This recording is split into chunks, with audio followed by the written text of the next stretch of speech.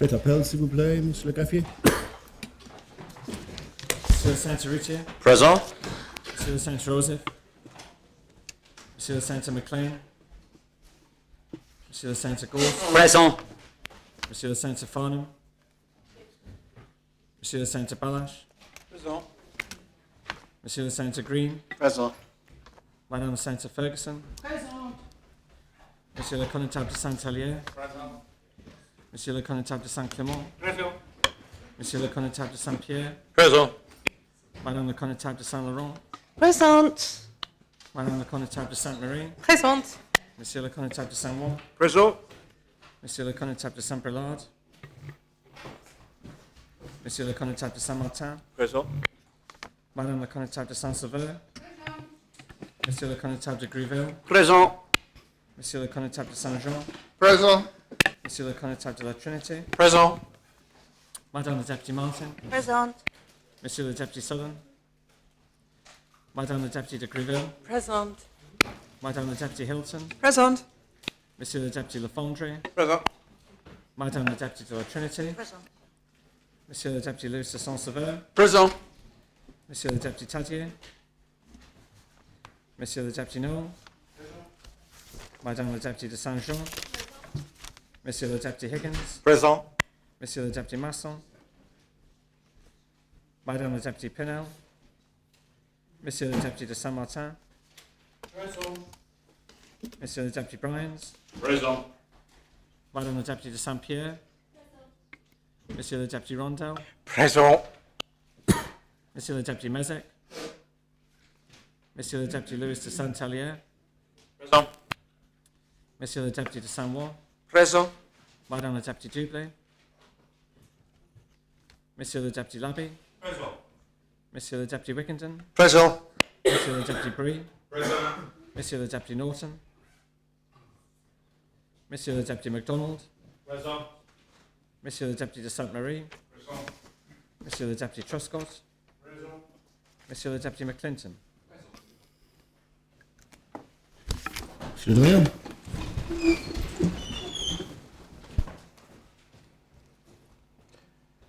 Notre aide soit au nom de Dieu qui a fait les cieux et la terre. Amen.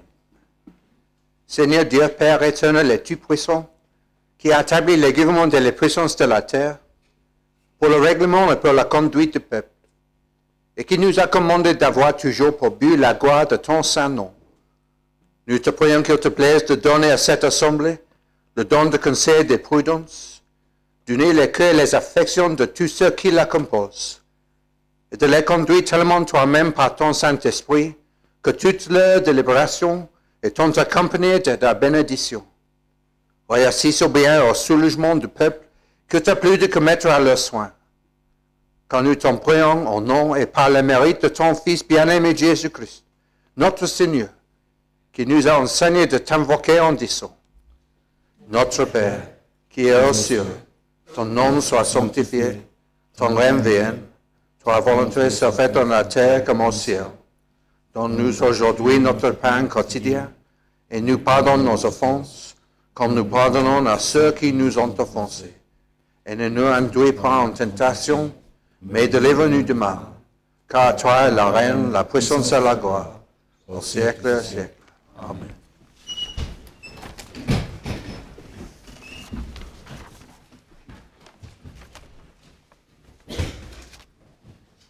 Monsieur le Santa Rosa, So Senator Joseph has got a medical appointment. I wonder if he could be defo excusé, hopes to return later this morning to the Assembly.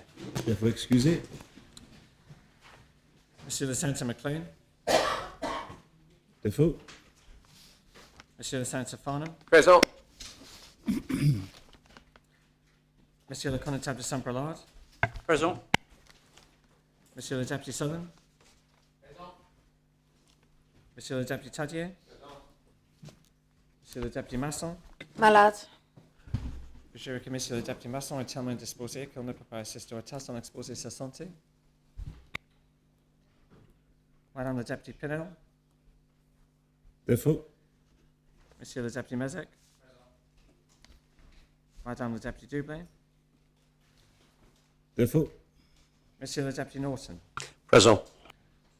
Visitation. Les États sont constitués. Well, We'll resume now the debate on the main proposition. Social Housing in Jersey, Introduction of a Regulatory Framework, P120 of 2017. I have next on my list Deputy Andrew Lewis. I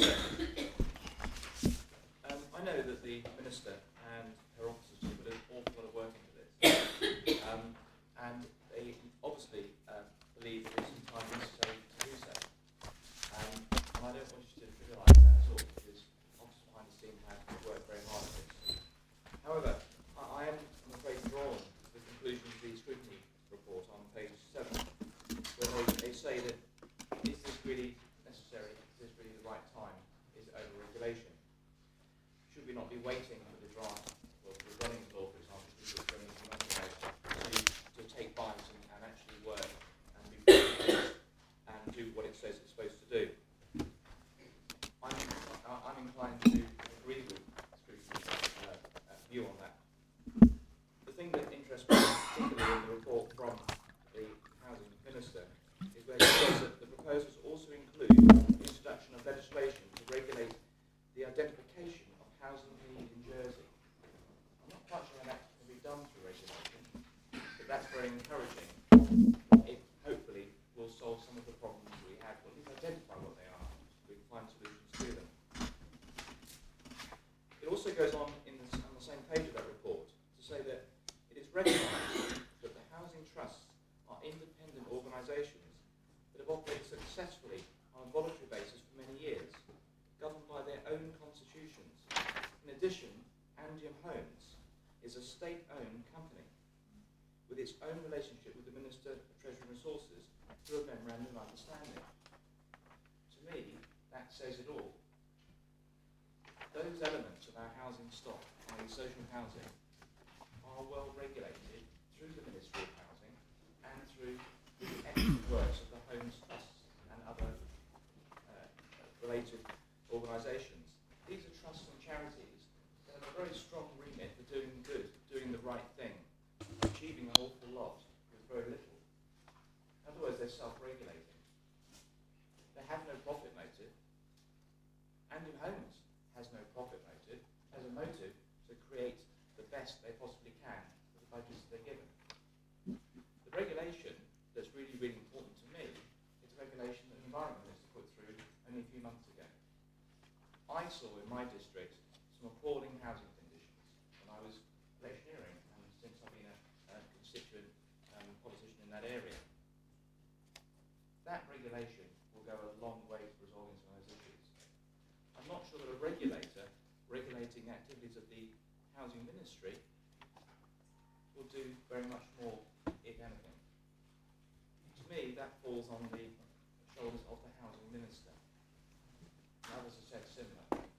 So I say this with heavy heart because I know the Minister for Housing is passionate about what she does.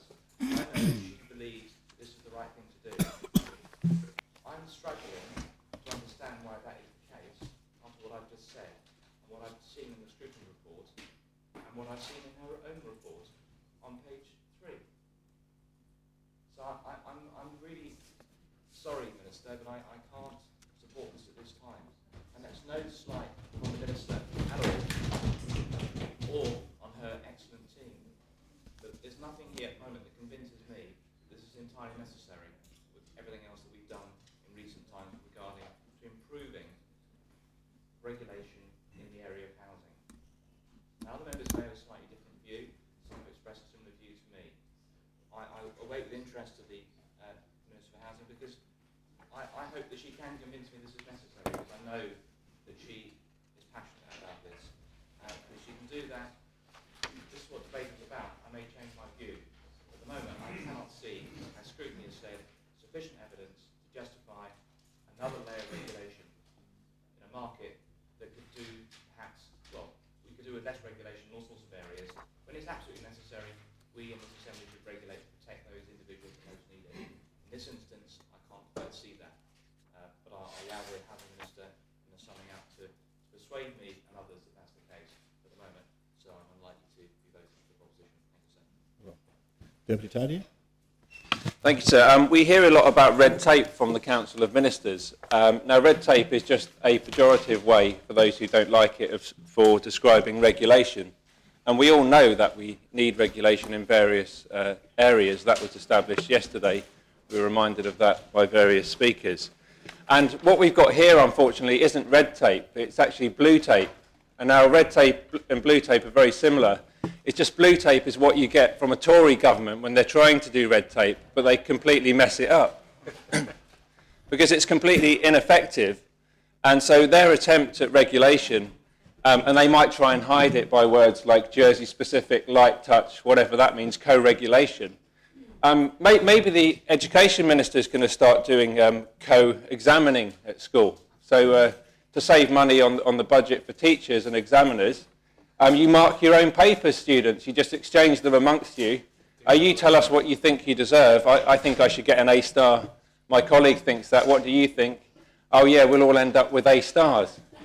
But we'll have one person who's the regulator paid, I don't know, let's pluck a sum out of the air, £100,000 a year. And he'll mark all the papers. And, of course, I'm sure he'll be able to mark all of the papers and spend enough time on all of that. And we were told yesterday by Senator Ozef, who's probably so sick with the housing situation that I'm not surprised maybe that's what's kept him from today. I'm sure some of us feel sick with the lack of progress in housing. And he told us that even he, who's been working in ministerial government for the last term and previously, doesn't think that the housing minister, the environment minister is sufficiently resourced to even regulate properly. And he's sceptical about regulation. So the point is today what we've got in front of us is a complete dog's dinner. It's blue tape, it's not red tape, and it's not going to be effective. There are those making the arguments against regulation per se. What the scrutiny panel is saying in a very measured way is that we understand the need for some regulation. And I think that even in yesterday's debate, though the vote was lost, I think the argument was won that we all agree that the real problem in Jersey, the real problems lie around private rental accommodation, about conditions, about the spiralling cost of housing in the private sector. How can it be that housing in Jersey, for the vast majority of those who rent, which are in private sector, is going up way beyond inflation? We talk about cost of living for people. These are buzzwords at every election, even from the Council of Ministers, pretenders when they stand on the platform, say we want to bring down the cost of living, we care about housing, yet year on year we've seen beyond inflation housing.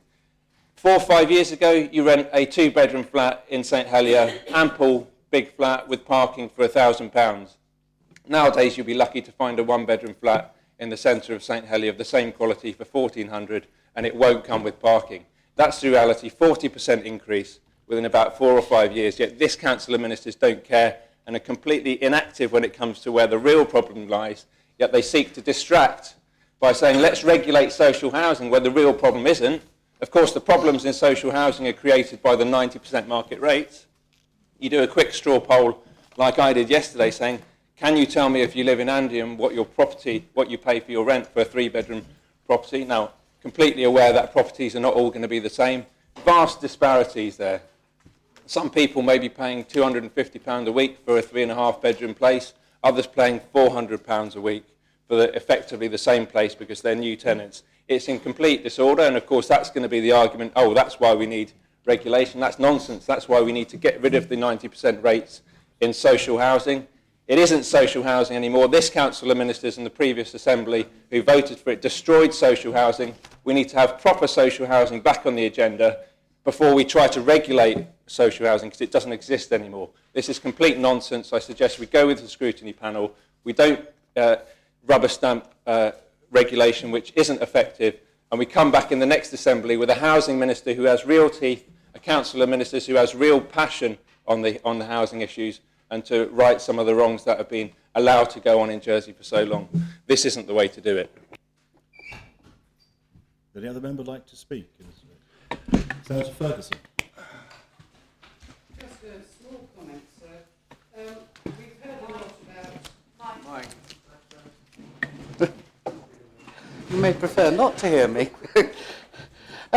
We've heard a lot about the 90% rate, and it seems to me from the comments I've been hearing that the vast majority of the social housing is in the public sector and is run by the public sector, and yet we are doing 90% of the market rate. But hang on, we're doing 90% of the rate we set. You know, I think there's a fundamental economic error here, and obviously with 1,500 immigrants a year, there will be pressure on housing, and that's really what is at the root of all this. So, you know, it's all right regulating things, but we need to get our systems working properly first. Thank you. Deputy Lefondre. So can I start off obviously declaring an interest in that I am Honorary Secretary of Laver Housing Trust, and it's not a financial interest. I'll say a couple of words, but I'm intending to abstain on this because I think it's probably the appropriate thing. But there is no financial interest at all, sir. Well, a large number of members yesterday, Deputy, when you went here, declared various interests in the subject matter of this debate. So I think given the proximity, sir, what I will just say is, obviously it is a matter for the Minister. I think she is passionate about the matter, and she's done quite a lot of work thinking on this. The observations I would make, I'm glad Senator Ferguson mentioned the 90% rent, because as members may or may not recall, I actually brought a relatively minor change, although the language that's attributed to objecting to that change was quite strong, to change it to up to 90%. And my view at that point was about flexibility. It was about giving the, if it was about social housing providers, giving the trustees or the directors or whatever it is, the flexibility to use their own professional skill and judgment as to what rents they should be applying. It shouldn't be a straitjacket that you will provide, you will always charge 90% of rent. And that's the point, I think, that does need to come through on any regulation, is about, in my view, light touch where appropriate, flexibility.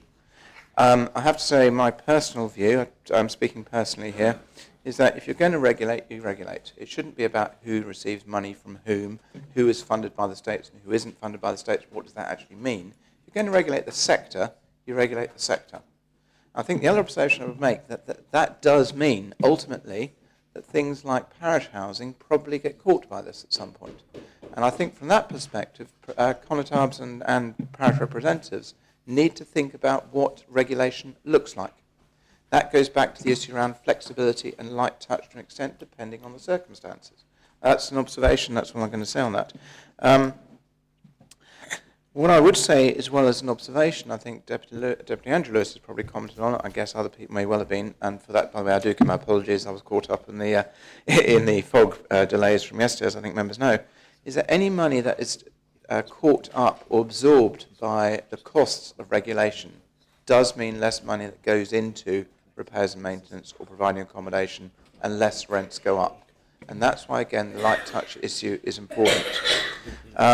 What my final observation, again, about flexibility, and I will go back to history and I'll go back to personal experience, and actually also the experience of the organisation I sit on.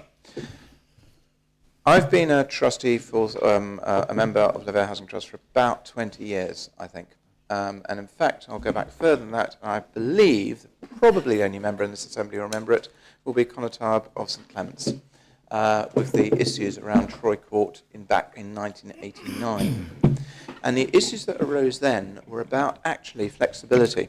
The states had built a straitjacket to an extent, and this is my recollection as what was read in the media at the time, is that the states were unable to help a third, two-thirds of a large number of residents who were going to be facing eviction from their estate because they didn't fit the criteria that the states imposed at the time. And therefore, in some of the instances that do occur, is that one is seeking to assist people who do not necessarily qualify for benefits. And there's a danger, particularly on the course we're presently going, is that you will only qualify to receive some form of housing support if you're in the income support system, because then that gives you access to the gateway. What one needs to make sure is that there is provision in there for there are still people out there who don't want to be on benefits but do require assistance. And one's got to make sure one has the flexibility in there to be able to cater for those situations. I think that's all I'm going to make, so that's just some general principles.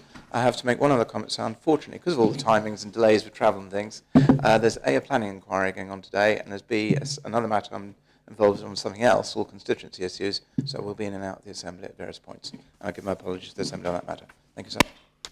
May I lift the defo on Senator McLean, please? Yes, the defer is raised on Senator McLean. Connie St John. Thank you, sir. We don't need this regulation. And as members have already pointed out on a number of occasions, we have minimum housing standards. And that was introduced by the Environment Minister. And this therefore begs an interesting question. How much has the Housing Ministry Department consulted with the Environment Department in producing this proposition? And is this not an example of what is so outdated of silo operation? The second observation I'd like to make is that we've talked about supply. Well, of course, supply has an equal and opposite demand. And that demand is totally unregulated because we have no immigration policy. And until we have a policy that restricts the number of people coming into the island to look for housing, what is the point in trying to work out how many houses we need? We need to have cooperative, cohesive, and inclusive government. And this is an illustration of what is lacking very seriously at the moment. So there is also another issue which I find very uncomfortable. Why should somebody in social housing be separated out from anyone else? We are one society, and all housing should be regulated to the same standards. And to therefore bring forward a framework for social housing, I find discriminatory. And so naturally, sir, I will not be supporting this proposition. Deputy Bree. Thank you very much, sir. I think the case for establishing an independent regulator has not been proven. And it's important that we think about what will this regulator do at a cost of a minimum £100,000 a year. Well, if you look at page 7 of the proposition, social housing providers, we have Andium Homes, who account for 4,500 units. Now, my understanding was that Andium Homes, whilst being an incorporated body, is wholly owned by the States of Jersey, and there exists a memorandum of understanding for us to issue direction to Andium Homes. So why do we need an independent regulator to regulate our own social housing provider? So if you take Andium Homes out of the equation, it leaves you with, according to the report, approximately 1,200 housing units who will be regulated. I do not think that regulation of these independent social housing providers is either warranted or needed, because we do have a Minister for Housing. And one would question, why can the Minister for Housing not ensure that those independent social housing providers meet minimum standards? Surely that is the role of the Minister, not to set up yet another independent regulator at a high cost. And let us face it, we have not got exactly a successful history with setting up independent regulators. But it also, this debate has raised another question in my mind, and that is this Council of Ministers' approach to social housing. We, as a government, are here to ensure that everybody, irrespective of their financial situation, has a roof over their heads. That is what social housing should be about, ensuring that every member of our society has a standard of accommodation that we can be proud of. And I think what this has possibly crystallised in my mind, sir, is the relationship that we, as the States of Jersey, as an assembly, have with our social housing provider, that being Andium. Now, whilst Andium have progressed quite a number of projects, because we incorporated them, the directors of the company are bound by company law to act in the best interests of the company, not the shareholder. We have a Minister for Treasury and Resources who is the shareholder representative. His powers to direct and influence what Andium do are very limited, other than giving an instruction to the directors. If the directors refuse to accept that instruction, replacing the board of directors as the shareholder, which you can do at an extraordinary general meeting. But do we actually want to follow this model of social housing that we're now having to deal with? I've spoken to a large number of people who are tenants of Andium, and this 90% rent policy is causing huge problems for a large number of people. Because if you are a tenant of Andium and they are imposing the 90% policy, which we as an assembly have agreed to, it is placing a large number of people in very dire financial circumstances. I would suggest, sir, that what has come out of this debate is perhaps we need to re-examine the way in which we provide true social housing and the way in which the Minister for Housing interacts with Andium Homes. Because there does seem to be an issue here. What we are being asked to do here is to approve an independent regulator for our own social housing provider. That just does not make sense. And nothing in this proposition has made me change my mind. The good work done by the scrutiny panel has increased my concerns that this is a, dare one say it, almost pointless debate.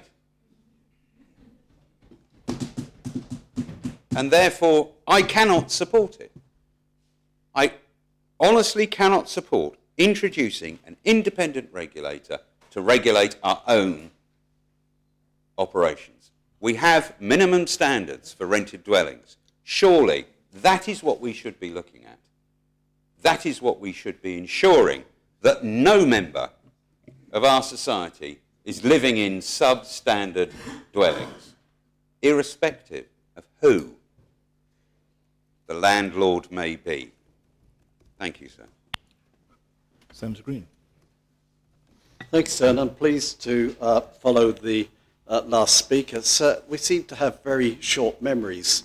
Maybe some members of the Assembly weren't here when this happened. We have very short memories, sir, because when we had the Housing Department as it was, and I have to say I'm very proud of the work that Andium have done, but I'll come back to that in a minute. When we had the Housing Department as it was, we ended up having to find £250 million to put right years of neglect, years of under-expenditure, years of lack of investment.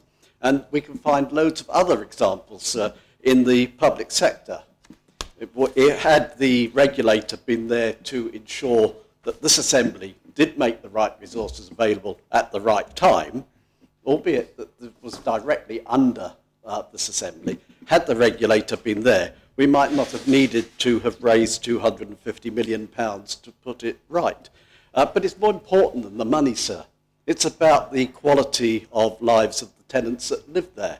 And I heard Deputy Bree talk about he wants minimum standards. I actually want better than minimum standards. And this is partly what the regulator is about.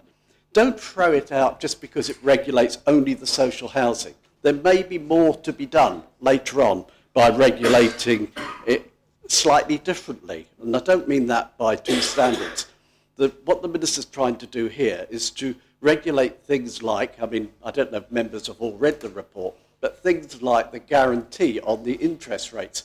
If one of the providers borrows a significant sum from the bank, which is good at the moment because interest rates are low, there's a guarantee that if interest rates go, I think, above 5%, that this Assembly, Treasury Minister, will meet that bill of the interest above 5%. So with that becomes some extra responsibility.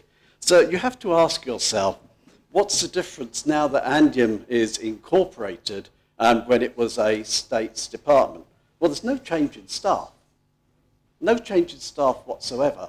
And yet they are flying. I'm really proud of the work they're doing. Pomdore Farm, before, when it was built in the 80s, Pomdore Farm was not touched again until the early 2000s. You didn't need a brush to clean the gutters. You needed a lawnmower to mow the grass in the gutters. So all that has changed with Andium. But do we want it to go back to the way it was a few years ago? The regulator would prevent that from happening. This Assembly didn't prevent it from happening before, sir. So there's good reason for regulation. I could actually equate to another. So actually the good reasons, there's 250 million reasons, aside from the tenants, for good regulation. I could go back, sir, to say we had an outstanding, at one time, state-of-the-art, first-class sewage disposal system. Now we've got one that's falling apart at the seams. Well, if we'd had the right regulator in place, we might still have maintained that or upgraded it earlier and not let ourselves get into that condition. And that's no disrespect to the Minister or the officers there. They're trying to put it right. We need a regulator, sir. Don't. Could I ask members to keep the background level of noise down? I mean, people. So they may not be interested in what I've got to say, but I'm passionate about social housing. I saw the squalid conditions that our tenants in so-called social housing were living in La Collette, in Pomdore Farm, in Le Marais, sir. I saw that, and that happened on some of this Assembly's watch. Maybe some new people have come in since then. That happened when it was under the direct control of this Assembly. We need that regulator to make sure that never, ever happens again. And if the regulator doesn't go far enough for some members, don't throw this out, support it, and then come back working with the Minister to look at other areas as well. Thank you, sir. Deputy St Mary. Thank you, sir.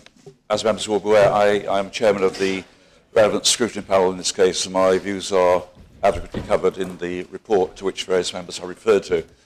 I do not therefore propose to go to any detail, but I would, in its summary, perhaps refer to one item in each of the three headings we have covered. Under the heading, the necessity for regulation, we refer to and have noted the conclusions taken from the consultation paper produced in March of last year. And perhaps the most relevant comment there is the Minister shares concerns about the costs that operating a regulator might create and whether the appointment of a regulator will be a proportionate measure in view of the small scale of social housing provision in Jersey. The Minister has therefore decided not to appoint an arm's length regulator for social housing. The panel, and I think no member has yet received any adequate explanation as to why there appears to be no U-turn on that point, and the panel is therefore of the view that the previous decision for the Minister to take charge of oversight should stand. And one item not yet mentioned, I think, is the point covered in the proposition itself on page 12, where the Minister says, it is important to note that where the term regulator has been used in this proposition and report, the Minister has not made a decision with regard to how the regulator itself might be structured. Surely that must be a prerequisite before we pass this proposition. We need to know how the regulator will work before we can comment on the mechanics and efficiency of it. Go back to my earlier theme, the second heading in the panel's report is entitled Social Rental Sector versus Private Rented Sector. I have to say I agree with the concept of John. This seems to perpetuate this division in society that we regard the two as separate. We should not be doing that. There is a link between the two. Rents are pegged to the private sector, 90%, and that needs to be looked into further. And I think that by perpetuating this social housing versus private housing element, we are in danger of, creating division within our society, which cannot be in the best interest of anyone.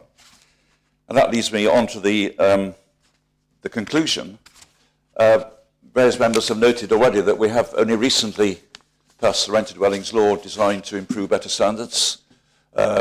This panel is awaiting with great anticipation the regulations which we work constructively on with the environment. And once they are in place, they will be applicable to the social housing sector as well. Our conclusion is that surely it would be better to see how those regulations bed in and see whether, based on those, improvements can be made to the social housing situation. I think it's also worth noting in this connection that that law and the regulations thereunder will provide for an appeal process. I think the Minister for the Environment will surely correct me if I'm wrong, but I think he is aware and accepts that any appeal process to the Minister himself is not, in this democratic age, a appropriate measure, and welcomes the idea of an administrative tribunal situation being set up. I think that as and when that happens, there's no reason why any problems related to the social housing sector could not be referred to that same tribunal. And to put all the items together, I revert to the position that the panel itself has come to, that at this stage we see no or little merit in appointing a regulator whose activities are yet, or whose definition is yet to be fully defined, and it would be far better to, if necessary, bring this back to the States at some future time, depending on how matters progress under the laws already approved. I therefore maintain the recommendations contained in the Scrutiny Panel's report and recommend that this proposition be rejected. Thank you. Deputy Sullivan. Thank you, sir. And whilst I'm loath to put myself on the same side as the anti-regulators, all regulation is bad, because that's not my natural position. My position is that appropriate and good regulation, accurately delivered, is entirely appropriate for what goes on in our island, and particularly with housing. But the Minister yesterday was singularly ineffective in persuading me and many others that in attempting to do half the job, i.e. Not addressing the private sector at all, she was doing a halfway decent job.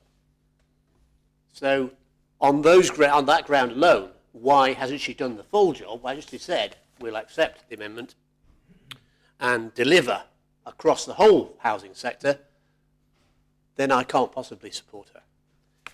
On other grounds as well, I don't wish to support her in this particular regulations. And the reason is, I can hold the Housing Minister to account. She was answering my questions only yesterday about the new initiative she's going to propose, looking at objective assessment of housing need. Can I equally call to account the regulator when it's set up? No, I can't. The responsibility goes through somebody else. But I can't call the regulator in and say, what are you doing? Thirdly, it picks up on the Constable of St John's remarks about separating off, ghettoisation, of somehow social housing is different to the rest of housing and needs different treatment. I don't believe that's the case. In fact, it goes worse than that. By including the word social, it is relatively straightforward for me to say, hang on, we haven't got social housing in this island. We scrapped that some time ago. And if you look at the words used by the Housing Minister and Andium, we talk about affordable housing. Except it's not even that, because we've got the 90% of the market rate setting out. So it's not actually affordable even. It's certainly not social. It's not affordable. And the mark set by Andium do their own survey of where the market is at. If you happen to have a glorious view in the private sector, you can be charged for that. They will charge you. What can you get out of this flat? That will be their going rate. That is then transferred to Andium Homes as part of their valuation. That's not social housing. It's not even affordable housing. That's a mistake. If you examine the figures, there is no relationship between what Andium say is the market rent and what the statistics department, I always find that difficult, statistics department says is the going rate. Where's the average? Those figures are markedly different. And which is higher? It's the Andium assessment. So on many grounds, particularly that we can't hold a regulator to be accountable to this chamber, and that the market rate is completely falsely, I believe, set, I cannot support this set of regulations. I don't think it's appropriate. I don't think it can be made to work. Sir, could I give notice that I'd like to invoke Standing Order 84 and propose the guillotine motion in 30 minutes, because we've spent since midday yesterday on this debate. We have a huge programme of stuff to get through this week and indeed until PERDA begins. And we've had powerful arguments. We had crystallising arguments from Deputy Hilton and the Deputy of St John late last night. There isn't an awful lot. I know we have to hear probably from the Planning and Environment Minister and also from, of course, the proposer. But 30 minutes should be enough to wrap this debate up, sir. Well, all you need to do at this point, that more than an hour has been spent since the opening of the debate. More than 10 members have spoken. It is therefore in form for you to give notice, 1 hour's notice, 30 minutes notice to move to close the debate. That's a matter for you to decide in 30 minutes' time. Very well. Connie Harbison, Peter. I've rather hesitated standing after that call for guillotine, sir, but I think there's a few points I'd just quickly like to make some corrections, particularly from the last speaker, when he said that Andium set their own market rates. No, they do not. They go out to the marketplace and they get them assessed by proper rental agents, and that's what they did when they set up the market, the 90% market rate, and they continue to do that periodically to prove that they're continuing to offer true 9% of open market rates. That's the work that they do. I think with regard to propositions, I've sympathy with the Minister for bringing it forward, because back when we incorporated Andium, it did say in there, in that incorporation document, that we would actually introduce a regulator for housing. So she's carrying out what this chamber accepted actually back in when we did that in the last session. So I don't have a problem with her bringing it forward. However, whilst I accept the principles, I think that we need to recognise that with regard to this social housing as we know it, with Andium and the trust houses, they already have a lot of regulation built within them. They all each have their own board of directors. We have public health that look at the decent home standards. And also with regard to Andium, we have the Treasury shareholder function which can give them some clues and pointers in the direction we would like them to go in, sir. I think one of the things that from yesterday that I'd just like to refer to was Deputy Tadier's amendment. And actually in spirit, he wasn't wrong in what he was trying to achieve. And what he was trying to achieve is to actually get these regulations extended to the private sector. But I don't think this is the vehicle to use in that particular case. But I would like to ask the Minister to whether either her or her successor in the next government, if she is not in that role then, to make some efforts to look into the private sector housing problems, because at the moment we enjoy Andium at 96% of decent home standards. But we can't say that with regard to the private sector, sir. And in what I call my middle career in housing, I went into properties which I was very reluctant to go in, and some which I refused to go through the door of. And some simple examples is like a bath under the stairs. That's a nice, reasonable one, where there's dog feces around the insides of the house, in the bedrooms even. And one, a terrible one I remember going into, was a garden shed with a bath and toilet in, and an extension lead providing the power for the light of the heating outside in the garden. That was where the tenants had to use their bathroom. And of course, one that I think most of us will remember, the Broadlands fire, and the one that always reminds me, sir, of the chap who put his address down as the porch in the Broadlands property that was on fire at that particular time, sir, back in 2008. The cause of me standing in this assembly, actually, so that's another point. I think if we really do think about it, there are tremendous amount of substandard private properties, private tenants out there. And the Oxford English Dictionary now has a term, it's called Rachmanism. And some of us older members will possibly remember Peter Rachman in London, a housing landlord in part of London, who exploited his tenants. And if they didn't do what he wanted, he would actually send in the heavies to break their toilets, play loud music all night till they left of their own accord. So that's not the case of what we've got here. But nevertheless, that type of situation is quite difficult for people in private tenancies. And that's the point I would like to get to, sir. If we do look at private tenants, private landlords, we need to put in place some tenant protection measures so they can sing out and say, I'm being abused by this landlord, and they would have the protection of some form of regulation. And I would like the Minister, obviously not today, but to take that forward into the next session and to try and introduce some sort of controls in the private sector. So thank you. Does any other member wish to speak on the debate? Deputy Martin. Yes, thank you, sir. And it's interesting to follow the Councillor St Peter about tenants being exploited. And I think why he's missing the point is the most tenants that are exploited live in the private sector. And we are doing nothing except the excellent law that we brought in the dwellings law. And if I'm going to put £100,000 anywhere, sir, it is to the excellent staff that have been fighting to get this law in for many, many years. This regulation, sir, we don't know what the framework is. We do know there was an excellent report by this scrutiny panel. There was an excellent report by the scrutiny panel in 2013.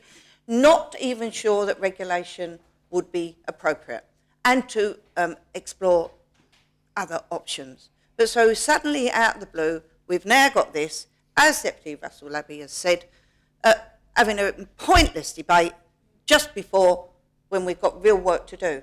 But why I stood, sir, because we here in the backbenches have no idea what regulation is for, or actually what it will look like, because it's only a framework. But did anyone really listen to what Senator Green said? Senator Green popped up and said, sir, we subsidise housing trust loans at the bank, anything that rises above 5%.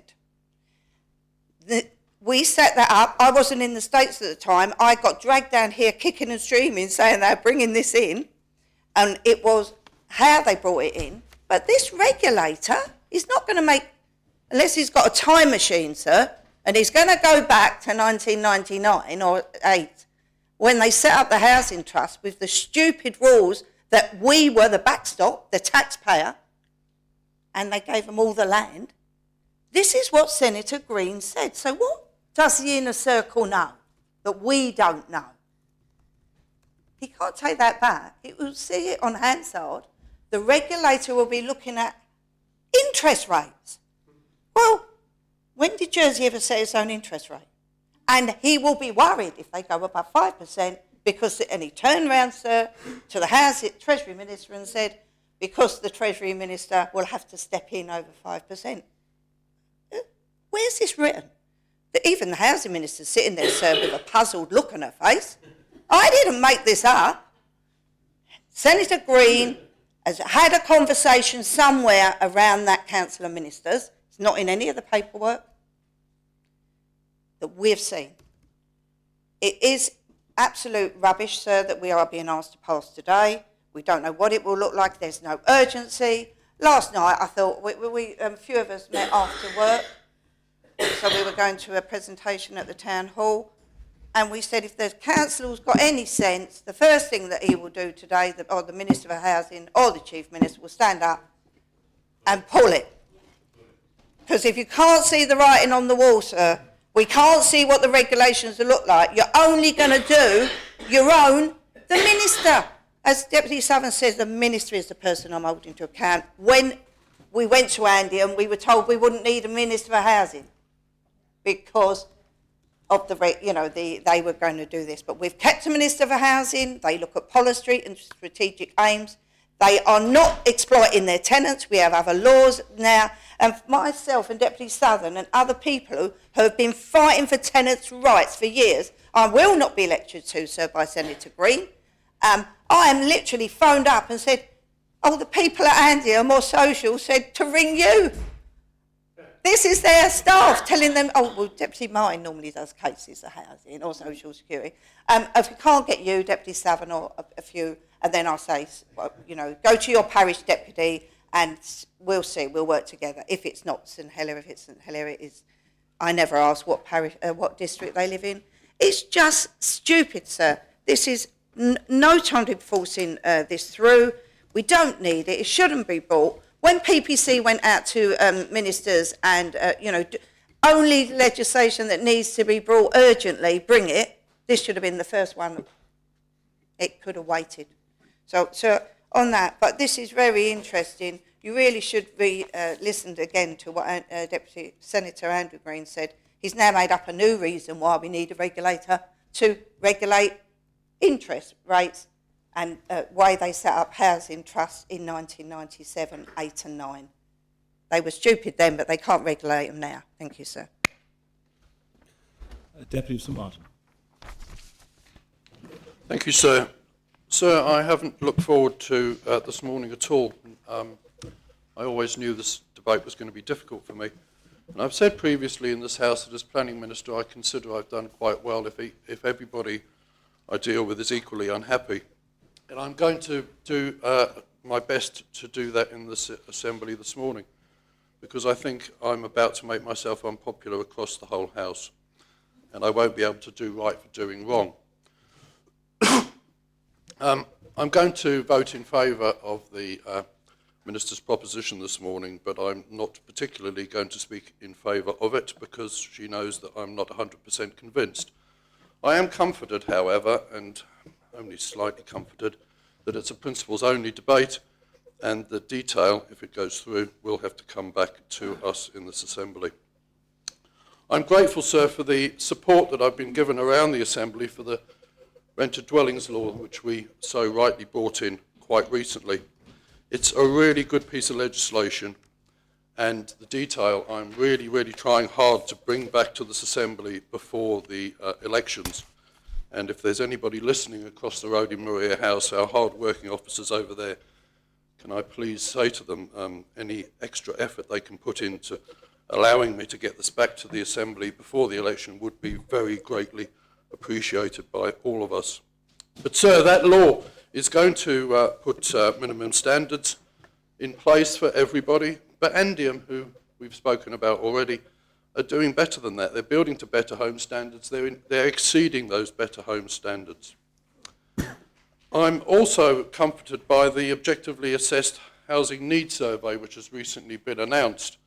And I have to say to members that I have been waiting for ages for this to come along. I've been looking for this work, desperately looking for this work for the last couple of years. I cannot be judge, jury and executioner, and I need somebody to come to me as planning minister and say, we need more sites, we need more houses. And if that comes on my desk, I am really ready to get on and solve that problem, because I know behind me people have said yesterday that supply isn't everything. But supply is so important to the whole problem that we have on this island with housing, and building more is the quickest and easiest way to solve many, many of these problems. So I'm not sure that the argument and the need for a commissioner has been made, and I can't in my heart find myself to say that I'm convinced. I worry that what we might be doing here is looking to replace the minister, or indeed the Strategic Housing Unit.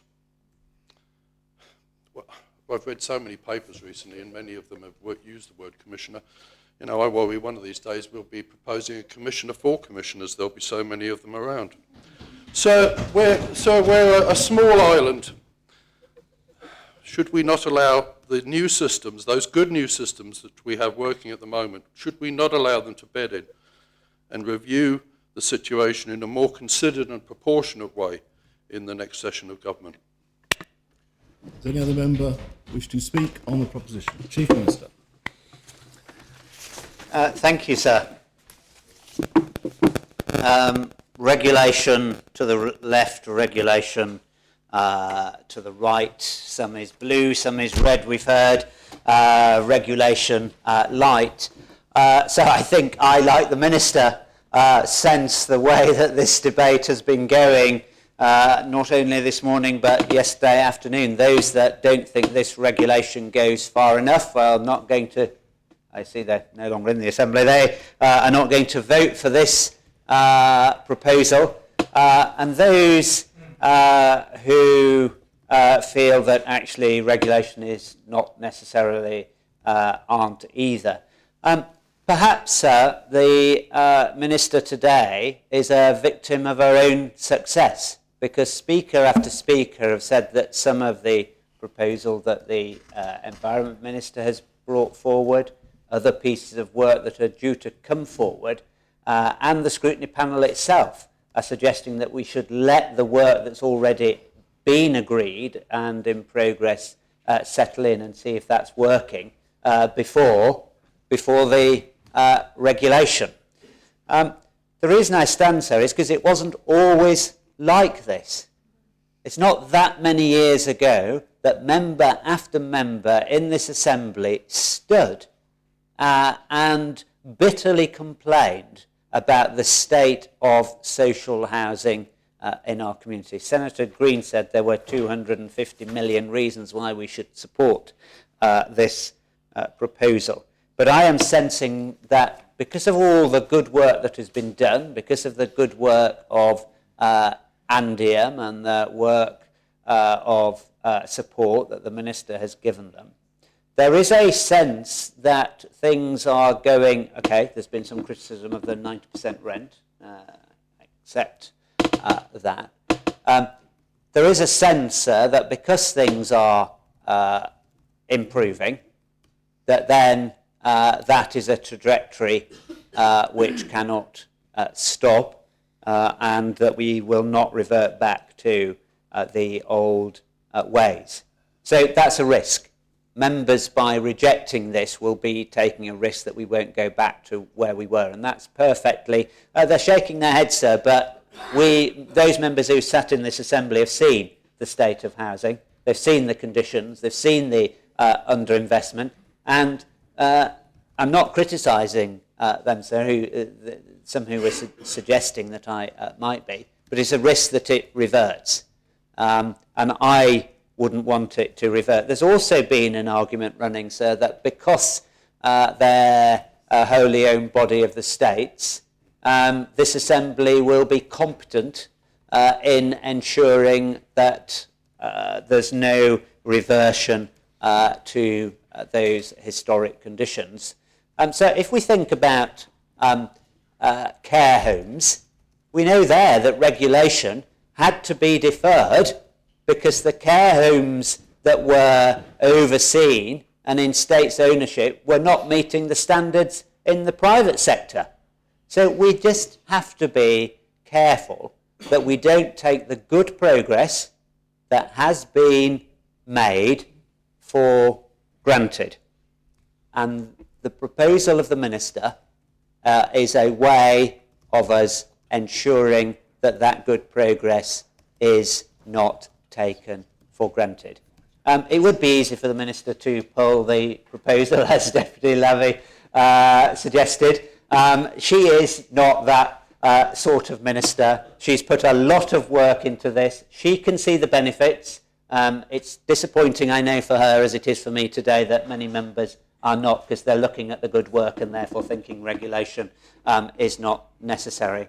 But she can see the benefits of this proposal, and I've got no doubt at all that she'll do anything other than stick to her guns today. If the Assembly says no, this is not the right proposal, equally, for the remainder of this term, she'll continue to work with Andium and continue to make sure that the positive progress that has been made continues to be made, sir.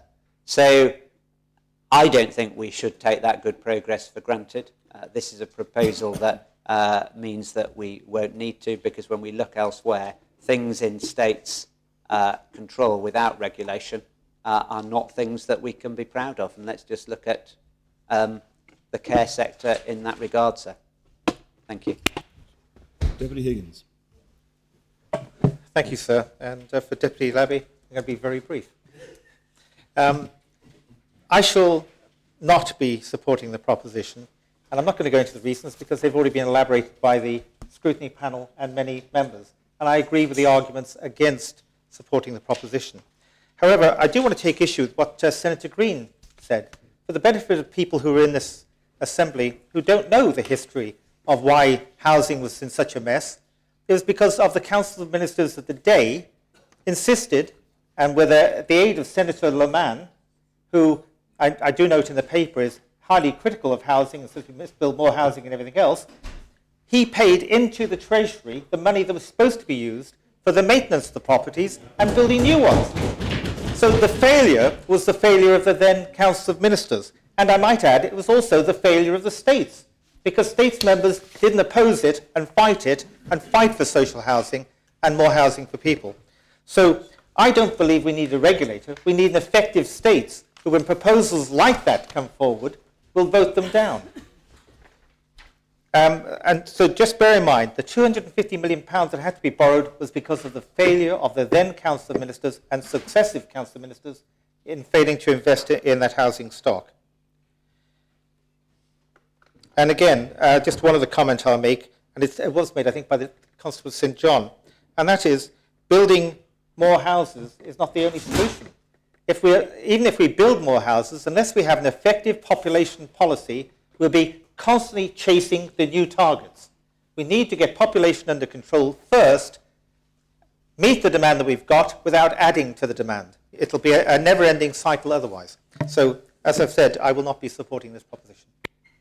Does any other member wish to speak on the proposition? Deputy Kevin Lewis. Thank you, sir. I won't rehearse everything that's been said, sir. It's all been put very well indeed. Unfortunately, I cannot support this proposition, but it's evident from some of the speeches made earlier that not all the Council of Ministers are really in favour of this, but they are bound by collective responsibility. I would ask the Chief Minister, through the Chair, sir, under Standing Order 213A, whether he would release the Council of Ministers and Assistant Minister from collective responsibility so they can vote with their conscience, sir.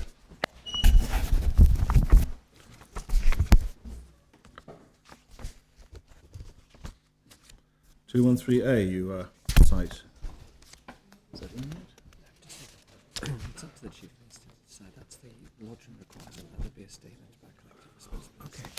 So it's up to the Chief Minister whether or not he replies to that. But it's not a ruling for the Chair. No, but it's not through the Chair. Well, I don't think that's a matter that's for the Chair in any way at all. Deputy, it's a matter entirely for the Chief Minister. Whether, I mean, the the notification relating to collective responsibility has been given, and it's entirely a matter for the Chief Minister, not a matter for the Chair, to ask or anything. Yes. So, had you finished your speech? Very well. Senator Rosie. Sir, thank you for allowing me to be attending to a personal medical matter this morning. So I know that this debate is winding up, and I haven't heard all of the contributions in the last hour or so, so perhaps I'm unfettered and unshackled by that. But I want to say that I think it would be a matter of huge regret if this Assembly did not actually approve what is being before the Assembly this morning. I amended it. I thought we had a constructive way forward. And the additional contribution I would wish to make, sir, was that regulation does have its role.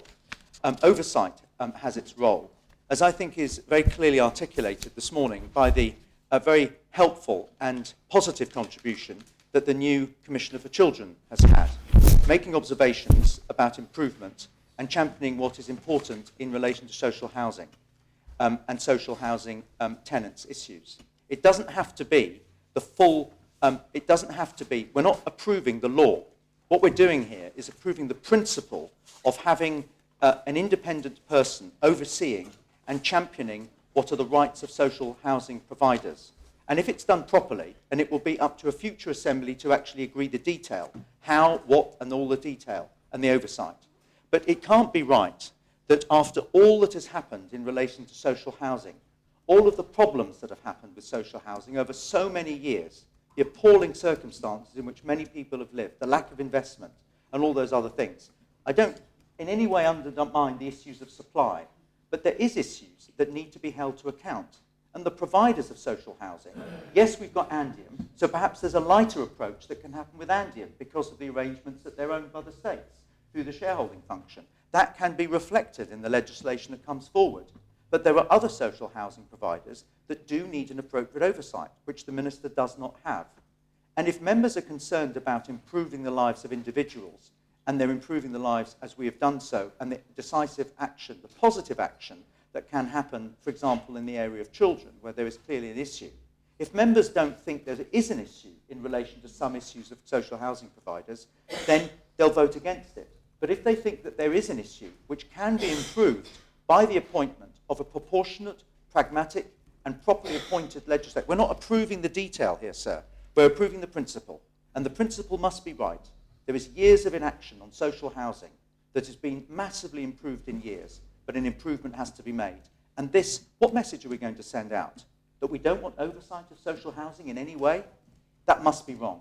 And to simply suggest that this is the Minister's responsibility, well, why then is there one rule for children and one rule for social housing? These issues do need an independent overseer, and I support the Minister's fundamental approach in relation to social housing, and I hope members will think about that. We're not approving the detail, we're approving the principle, and the principle has to be right. And I hope members will support the Minister and the Council of Ministers. Does any member wish to speak on the proposition? Well, if no other member wishes to speak, I call on the Housing Minister to respond.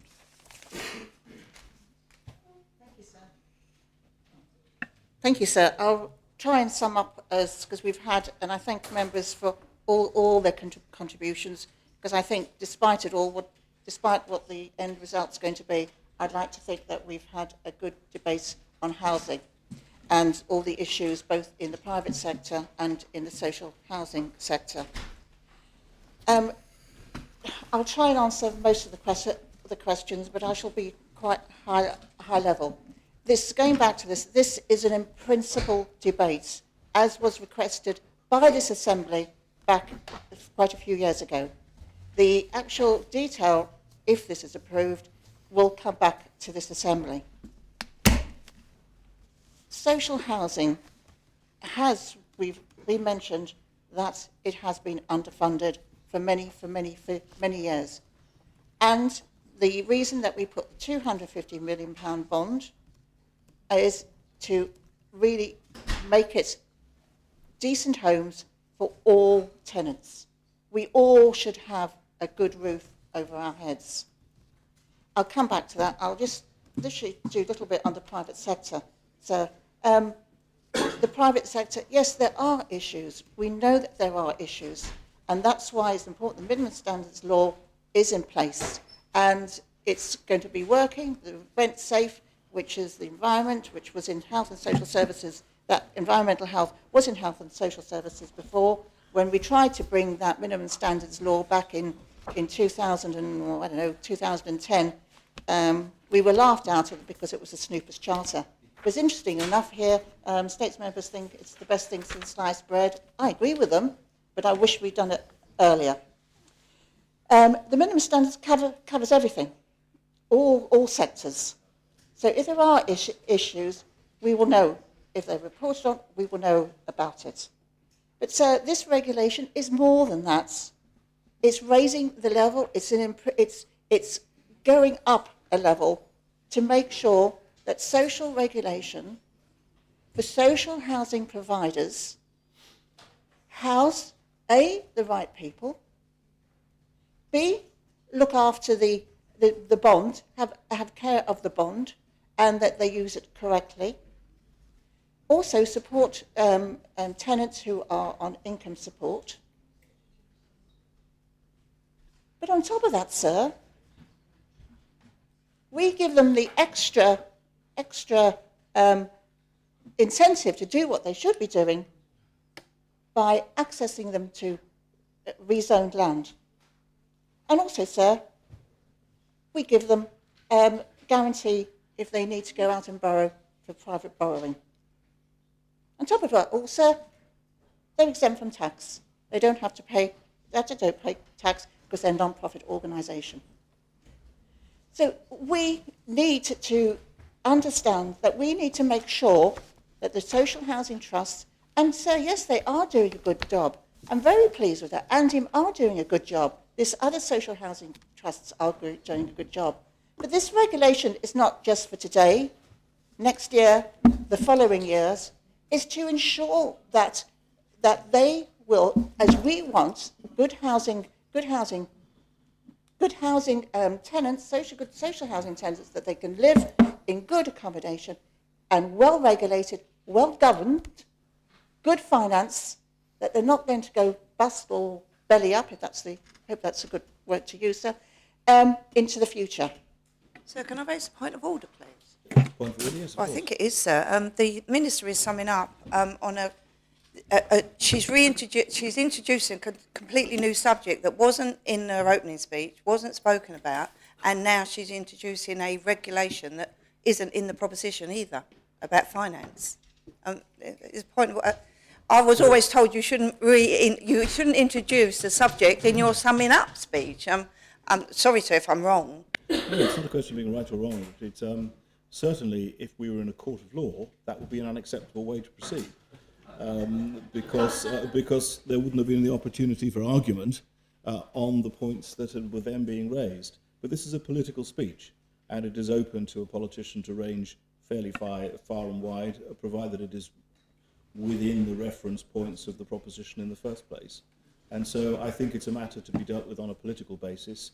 The Assembly will place what weight on it chooses or doesn't choose. So if you'd like to continue. I apologise then, so I'm in the wrong room. I'll try and clarify. So the regulator needs to make sure that the social housing trusts are well governed, that they've got good financial controls into place. And I said that right at the beginning in my opening speech.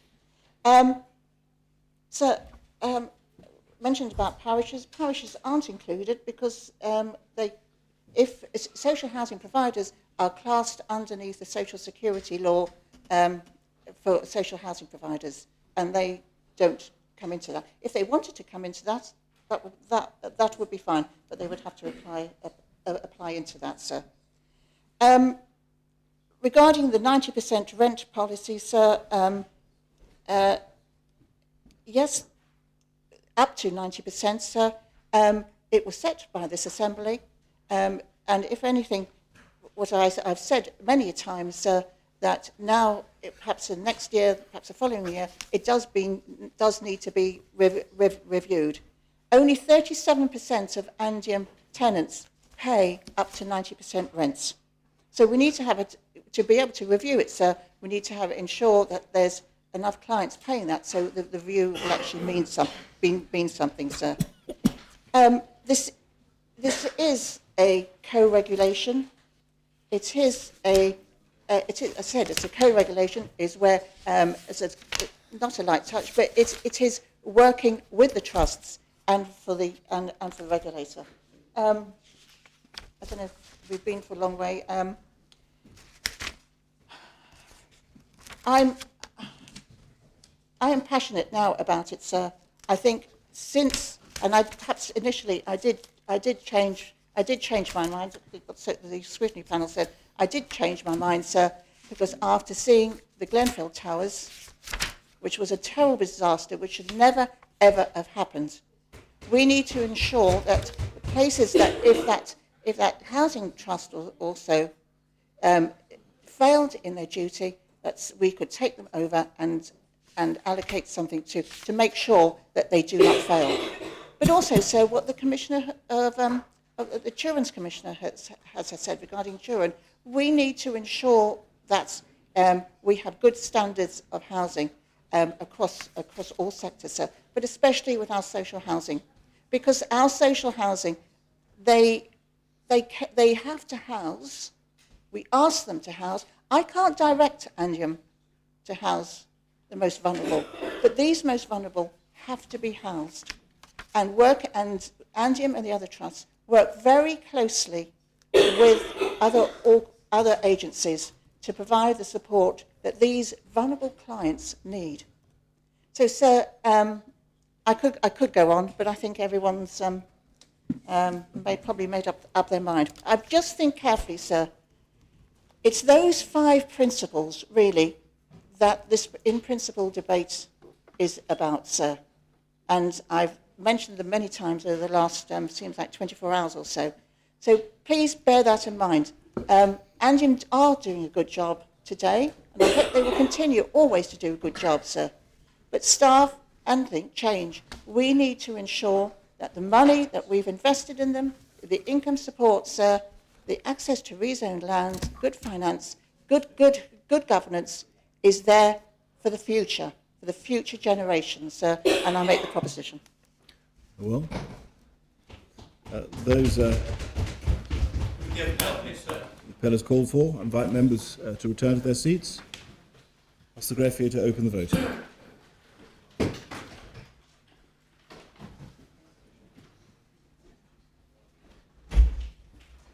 If members have had the opportunity of casting their votes, then I ask the greffier to close the voting. The proposition has been defeated. 15 votes pour, 29 votes contre, 1 abstention. 15, please. The 15 senators, Routier, Osif, McLean, Gorst, Farnham, Green, Constables of St Peter, St Lawrence and Brallard, Deputies Trinity, Noel, St Martin, Bryan, St Peter, Truscott. The 29, Senator Ferguson, Constables of St Heliers, St Clement, St Mary, St Juan, St Martin, St Saviour, Greville, St John and Trinity. Deputies Martin, Southern, Greville, Hilton, Kevin Lewis, Tadier, St John, Higgins, Rondell, Mesick, Andrew Lewis, St Juan, Labby, Wickenden, Bree, Norton, MacDonald, St Mary, McClinton. Very well. The next item is the State's Employment Board Living Wage 2017 P122 of 2017, lodged by Deputy Southern, and I ask the greffier to read the proposition.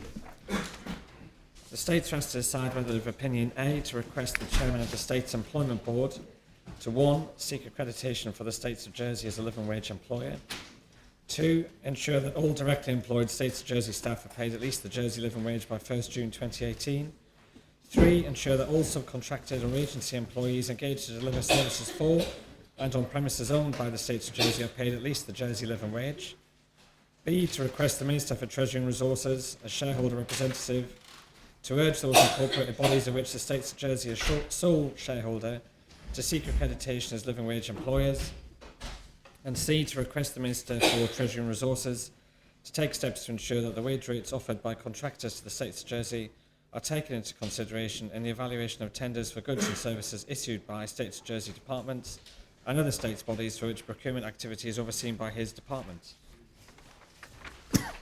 Deputy.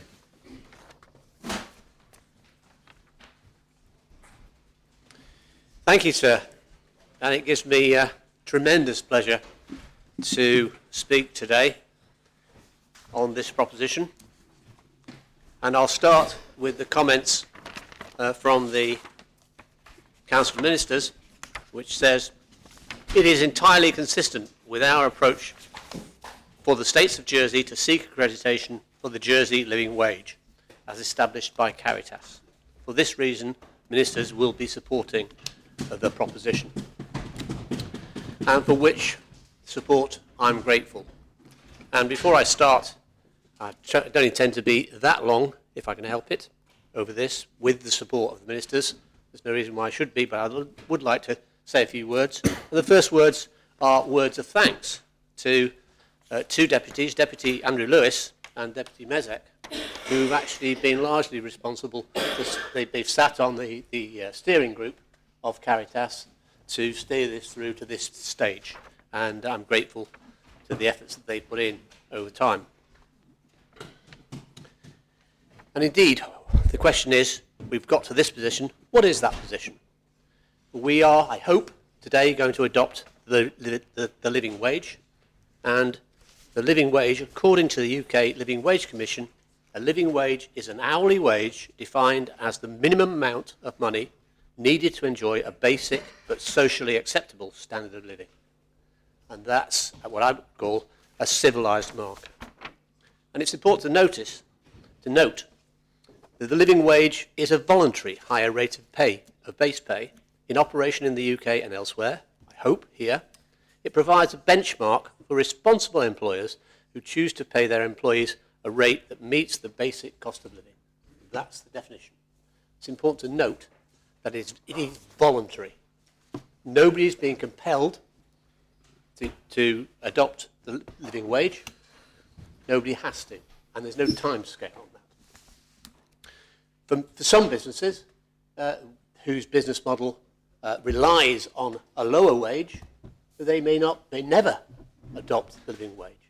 But for many, it is possible, and what's happening here is the States of Jersey, I hope, is leading the way to encourage other employers to do likewise.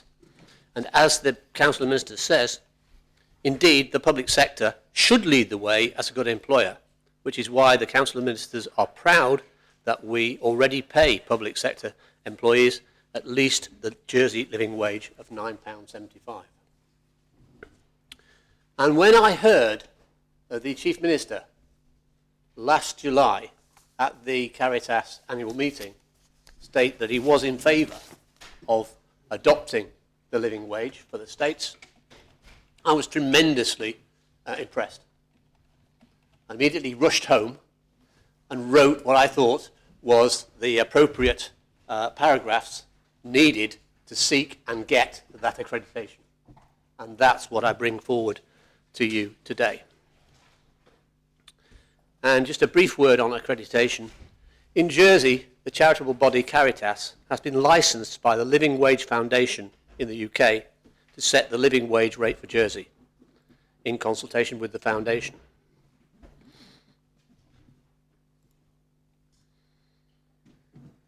Caritas has pegged that rate at the London rate of £9.75 to save having to do years of calculations to get a figure for Jersey.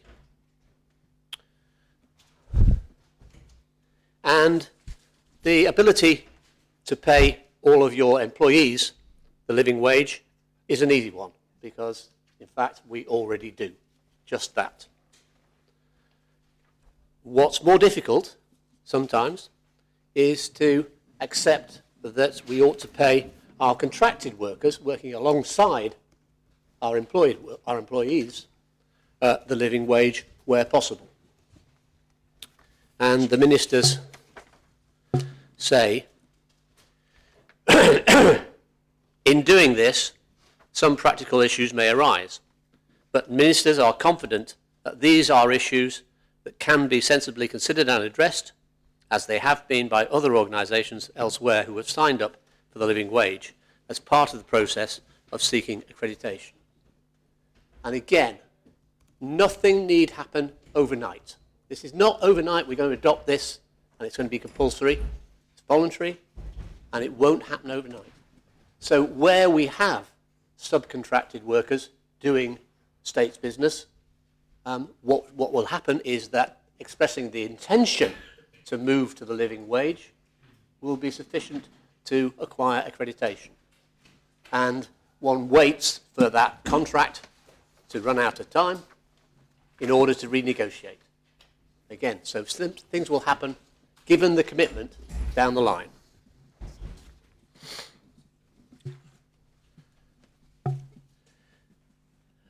Part B of my proposition goes further. Treasury and Resources Department has approached, say the ministers, a number of state-owned bodies. They do already pay their employees at least the Jersey living wage, and we will ask them to consider in more depth their own position regarding contractors and accreditation. Council of Ministers can therefore support Part B. This is the bit where we're saying where we are the owners of a business, we should be moving towards, if necessary, the living wage. And then finally, in Part C of my proposition, the procurement team, they say, will consider how best to incorporate into procurement procedures adoption of the living wage, while still ensuring that tendering drivers delivers best value for the taxpayer in terms of cost and service. So the ministers have decided that they do wish to seek accreditation and that they will have a package which covers all aspects of employment through the states of Jersey in order to achieve that accreditation. And just to remind people about the living wage through lots of research has made significant differences to the low paid in the UK and elsewhere, but also has benefits for businesses themselves.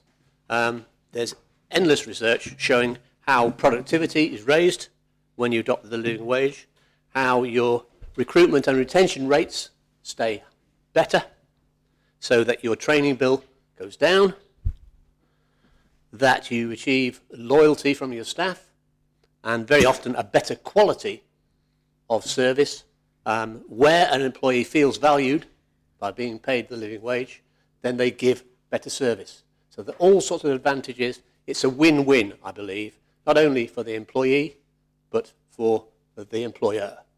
And I think, despite the fact that take-up in Jersey, for some reason, by the private sector has been remarkably slow, with leadership from the top, from us, I believe we can change the culture in Jersey so that the minimum wage gets replaced in the long term by a living wage, where people have that respect and that ability to benefit. And when we do that, I think what we'll find, in particular for us as employers, is that our contributions to things like income support starts to reduce. There's a marked actual financial benefit to us from improving the wages of our workers. I maintain the proposition, sir, and I'll answer any questions. Is the proposition seconded? Does any member wish to speak on the proposition? Chief Minister. Thank you, sir. I did want to speak straight after Deputy Southern, because there are some days in this Assembly that we do quite literally make history. And if we approve this proposition today, this will be one of those days. And I say that, sir, because of course we know that in the United Kingdom, local authorities have sought accreditation and been given accreditation. We know that the governments of Wales and Scotland have sought and been given accreditation. But we will be making history because the national government in the United Kingdom has not, and yet in effect that's exactly what we are. That will of course cause some unintended areas that we have already been speaking to the Living Wage Foundation about, particularly around our back to work schemes. And so much so we're making history, sir, that they are areas that they have not, that particular area is an area that they've not had to consider before.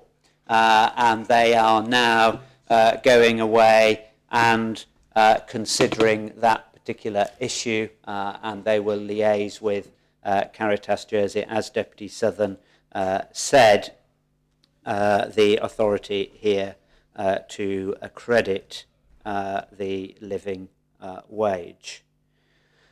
So I too, like Deputy Southern, would like to thank, and I'll come on to Deputy Southern in a minute, like to thank Deputy Andrew Lewis, who I think even before the election, but certainly post the election, started talking about this issue in a way which was challenging. I think he probably holds a different view to me about minimum wage and the way that we should speed that up as well.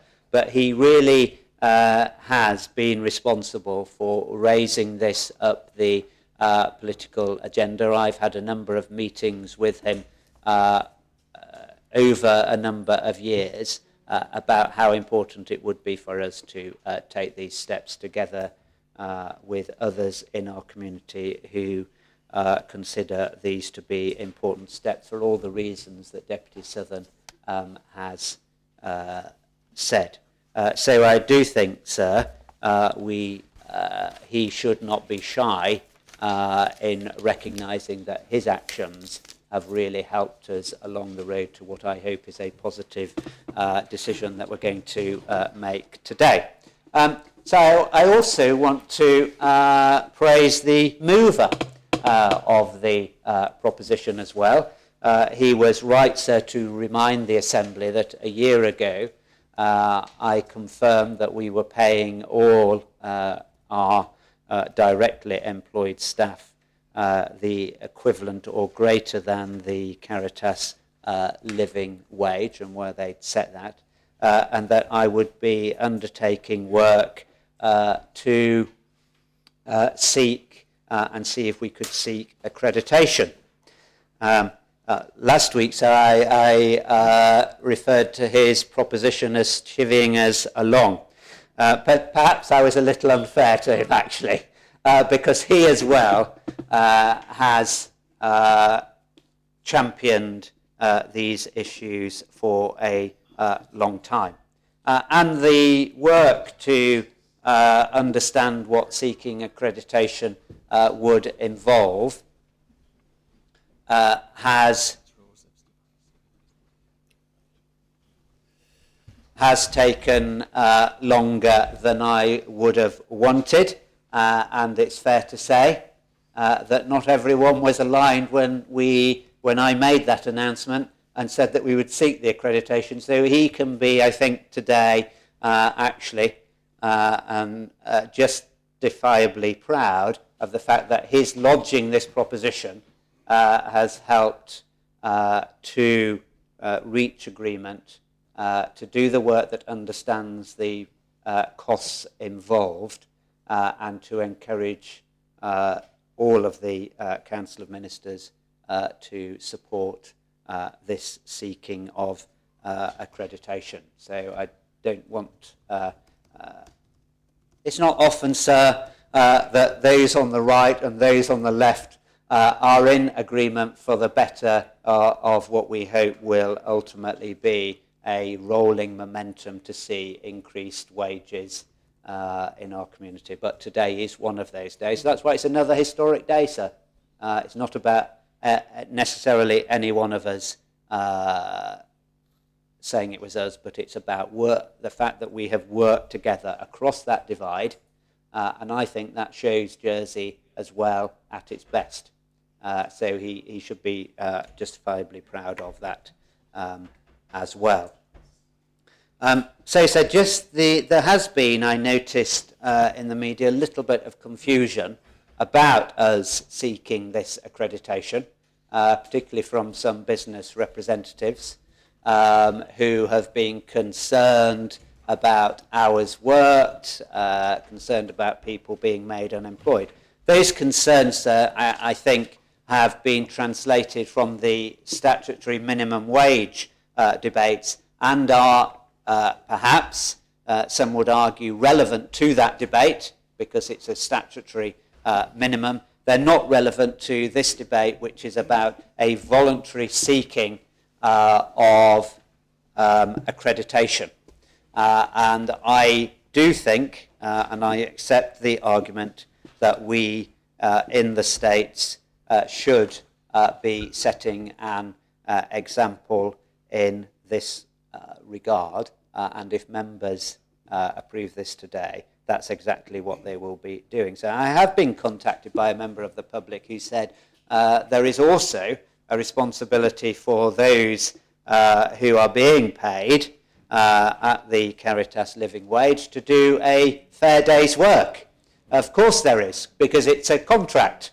A fair day's work for a fair day's pay. That's what we're trying to achieve, sir. And that's, I think, what we believe in right across this Assembly, and it's where we are finding ourselves in agreement today.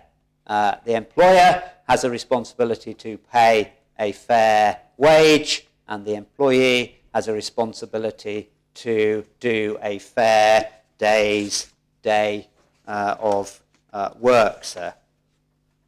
And so Deputy Southern didn't necessarily say this in his opening remarks, but I'm sure he will focus on it in his closing remarks. I really do hope, sir, that those firms, those companies, those employers in our community who have been in Jersey perhaps slower on the uptake than we might have hoped and expected when their parent companies in the United Kingdom or elsewhere or their companies that they are related to in the United Kingdom have voluntarily signed up to the living wage in the United Kingdom. And I hope, sir, that the decision today will mean that they feel emboldened to move forward in the same way that their parent companies have and they have elsewhere. I know, sir, some of those companies and their brands take their corporate social responsibility seriously. They take their place in our community seriously. And I think, sir, that whilst their brand is recognised as paying the living wage in the United Kingdom, it would be a very positive move for them as well to sign up here to the Jersey Caritas living wage. And that I think that that would, again, enhance their reputation in our community, which I already, and we, I hope, as an Assembly, already respect. So those members who were able to attend a briefing by the representative of the Living Wage Foundation will know that seeking this accreditation and getting our contractors onto the living wage level is not an instant process. It can take between or up to 2 to 3 years, nor is it necessarily a straightforward process. And some ministers were extremely concerned about the complexity of that process, but they felt that it was really worthwhile trying to achieve it in the end. Some perhaps moved over to the Deputy Lewis's view of the world and said that we should simply increase the minimum wage up to the Caritas living wage as well, sir. I don't support that view. This is a voluntary scheme. We should be setting the lead, And so, sir, I have no hesitation whatsoever in supporting Deputy Southern's proposal today. Rather more than that, sir, I thank him for lodging this proposition. As I've said, I thank again Deputy Lewis as well, and I hope that all members will give it today their unanimous support. Thank you, sir. Deputy Truscott.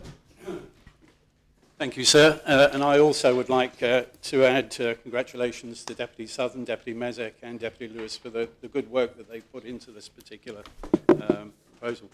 I would like to add my support to the move, which will help many low-income families who are already in work. At the same time, I am very pleased to hear the firm commitment from the Chief Minister with regard to the people who do not yet have a job and who receive help through the range of back-to-work services provided by Social Security Department. I have been responsible for these services over the past 3 years and are very proud of the significant success we have had in reducing the overall level of unemployment. This has been achieved by providing a range of services to match the needs of different clients. It is very important that the department is able to maintain its flexibility in supporting clients through different types of work schemes, and I look forward to a positive commitment from the Living Wage Foundation and Caritas to accept the principle and incorporate this into the accreditation process. Thank you, sir. But job well done, deputies. Deputy Noel. Thank you, sir. So I'm fully supportive of this proposition of signing up to the living wage. And indeed, this proposition, in my opinion, does not quite go far enough, but I will come back to that later. Sir, there are going to be some very tricky practical hurdles to jump over to make this work in a fair way in terms of how we deal with subcontractors, how we select them, how we enforce what is actually paid to those employees of the subcontractors working on states' services, sir. The proposal in front of members is compelling and deserves our full support. But there, as I said, are some practical challenges like equal pay for equal work that require further consideration before fully implementing what is being proposed. But these challenges can be addressed, sir, providing we are given time to do so. SEB are streamlining the pay scales in the workforce modernisation in order to be an equal pay for equal work employer. So surely, if you take this underlying principle of these proposals, then likewise, all of our subcontractors should also be equal pay for equal work employers. And that will be a challenge where you have the same employee working on state subcontracts versus when they work on private sector assignments at possibly a lower rate of pay. Or a subcontractor that splits their workforce between those individuals that work solely on states contracts versus those who work solely on private sector jobs. As I said, some practical considerations, but they are not unsurmountable. Similarly, Andium will be caught under Part B, under the urge part of states-owned entities, but we should also include the other social housing bodies under the urge in respect of their subcontractors. Therefore, sir, housing trusts like Laveau, like Jersey Homes Trust, they too should be urged as they receive support from the states to ensure that their subcontractors comply. There are other considerations that perhaps haven't been taken into account, and we need to consider the long-term care funding contributions and payments over to the private residential and nursing homes, as a substantial amount of their income comes from the long-term care fund. And although not strictly estate subcontractors, they quack and they waddle, sir, and they may have employees or subcontractors that do not currently receive a living wage. So, sir, I am fully supportive for all islanders receiving a living wage. And the proposals before the states today are a step in the right direction, and that those members responsible for that have been duly thanked, sir. But surely, in the longer term, the solution is to step-rise the minimum wage to bring it in line with the living wage. I share Deputy Andrew Lewis's opinion on this, sir.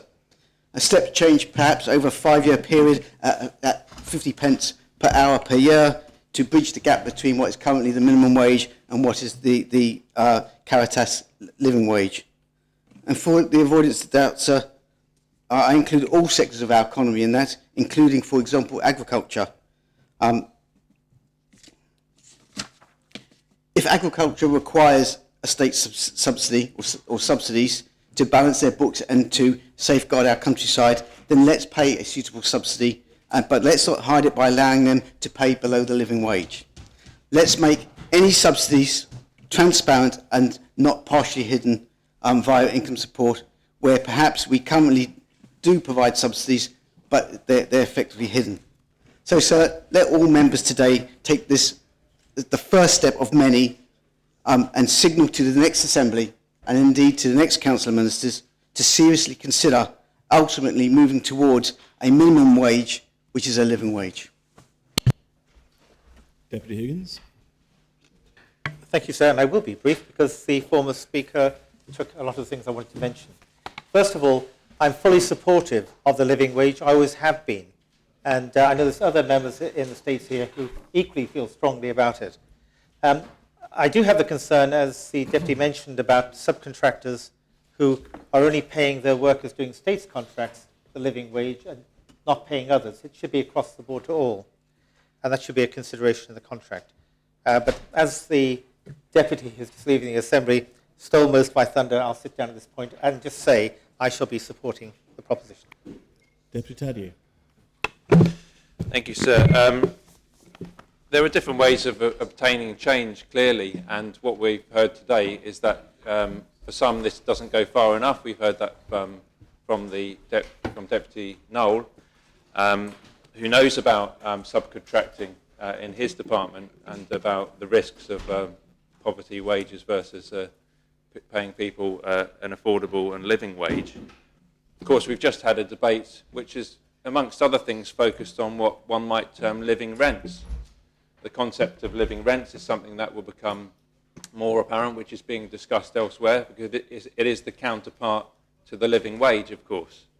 It's not what we're focusing on today, but the two are intrinsically linked. And we do hear murmurs, and sometimes they're more than murmurs, from some of the business community, bosses who might say, we don't want to see our wage bills go up too much because it might affect the viability of our business. Well, the first point to be said here is that's not what we're talking about today. This is about what kind of practice we engage in and what is acceptable for us as a States and the States Employment Board in terms of their employment practices. But also, I would say to those who are concerned about the living wage that they don't need to be. And if genuinely people want to control their own wage bills, then there is an impetus for those bosses to also lobby and make sure that the cost of living doesn't go up too much, that actually rents are affordable. Because if we live in an island where cost of living is spiralling out of control, and we know the statistics have shown us that the most important spending that most people have is on housing, in whatever format that might be, then if we can control rents and keep rents down, we can also control the living wage. And I think we will get to the point, and you can argue this is very evolutionary, certainly not revolutionary, but it's nonetheless taken a lot of hard work from interested parties, my two colleagues and the others who have already been mentioned, and of course Caritas, both in Jersey and in the UK, who've been campaigning for this, and it's part of a worldwide movement, of course. We will look back on this at some point and say, can you remember that time when we didn't even have living wage in Jersey or in the UK? Say, what really? What government would actually subsidise workers who were paying poverty wages? Because poverty wages is surely what the absence of a living wage is. Anything below a living wage is the poverty wage. And what we're doing by this proposition is normalising the living wage. We're saying that is what we expect of ourselves first and foremost, and that is the message that will be going out in the community. It's normal to pay the living wage. It's not normal to pay anything less than that. And if you like, the opposite, I suppose, of normalising something is to stigmatise it. So we will, the message will be going out that it's wrong to pay poverty wages. It's wrong for all sorts of reasons, of course. It's wrong for the human element of it, for the value of a hard day's work for a hard day's pay. I've put the word hard in there, but and I think that's the message going out. Now, of course, we need to see this in the wider context. I'm not going to be valedictory in this spirit of cooperation that's come up, and I'm not going to use it as an opportunity to kick the Council of Ministers, but we do know that the wider context is out there about how we value the staff that we employ. And so when the Chief Minister does stand up and talk about a fair day's pay for a fair day's work, there will be lots of people out there in our public sector thinking about, am I being given a fair day's pay for a fair day's work? I'll leave it at that, sir, but I'm glad that today we're seeing progress on this. I certainly am one of those people, and there are differing opinions, and clearly it needs to be treated delicately and with cooperation and consultation. But I think that the living wage should, at some point in the near future, be the minimum wage. There shouldn't be any distinction. But of course, we need to have that conversation. And where subsidies are needed for certain sectors, they need to be done explicitly and transparently, rather than through some kind of hidden subsidy, which is effectively what poverty wages are. Senator Ferguson. Thank you, sir. I do have a number of queries about this. Since when has it been the role of government to dictate business practices in detail? First, they've started to dictate how we run our lives. Then they dictate the terms of employment. Where is it going to finish? The economic impact assessment was written in 2015. Has any effort been made to update it? Has any effort been made to see what has happened in the countries and industries where the living wage has been imposed? Perhaps somebody from the executive will enlighten us. It is yet another imposition by the executive on industry. In fact, it treats industry as a magic money tree. And if it's made statutory, how would it be policed and checked? A lot is said about the rates of pay for states' employees. I have every confidence in our frontline workers who are grossly unfairly treated.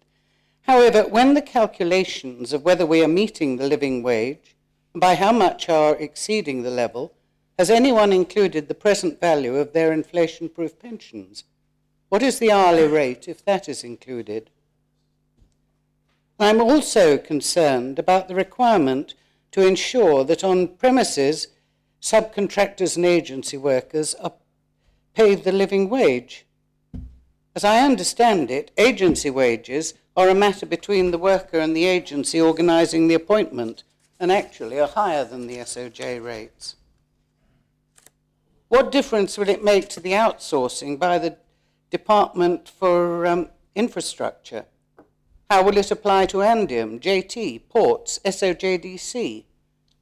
And what about subcontractors to the subcontractors? Will they be required to follow suit? And if they're owned outside of the island, how will you make it apply to them? And where is the evidence that this works? The Advisory Council of the Living Wage Council does not include any chief executives nor any representatives of small to medium-sized companies. And remember, 80% of our companies are small companies, and that's where jobs come from. What is the experience from other jurisdictions? Well, there have been a number of studies to attempt to measure this, and so far, one notable study indicates that living wages raise the average wage level in cities, but they reduce the likelihood of employment for individuals in the bottom percentile of wage distribution and the young. There is a dichotomy in what government is dictating at the moment. On the one hand, it's adding to the cost of business when productivity has been falling at least since the year 2000, and it's adding to costs with the proposal of a living wage. They have been applying the living wage in Seattle, and what they've discovered is that unemployment has risen as workers are replaced by machines, so benefits demand rises and tax take will fall.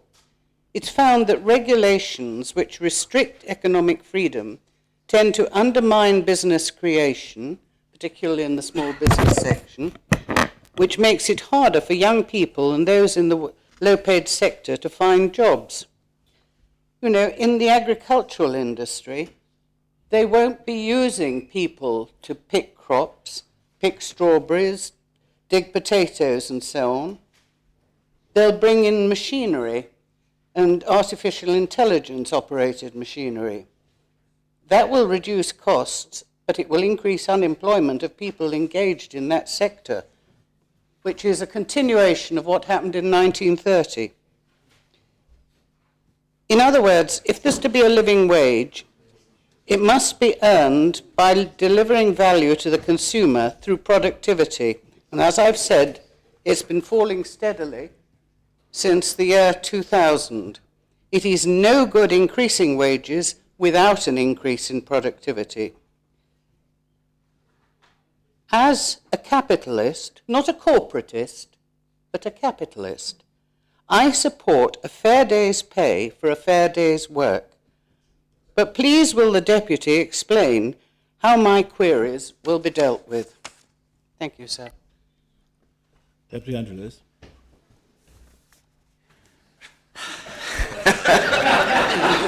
So after that last speech, I could talk for hours on this, but I'm not going to. This is a momentous day, sir, and I hope that my microphone's working, because I understand from the BBC it wasn't working earlier, but it is now. Thank you, sir.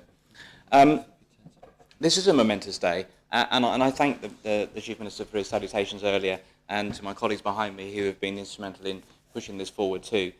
This is a great day, and we should be celebrating it. I will make some comments about Senator Ferguson's remarks, but I'll come to that later.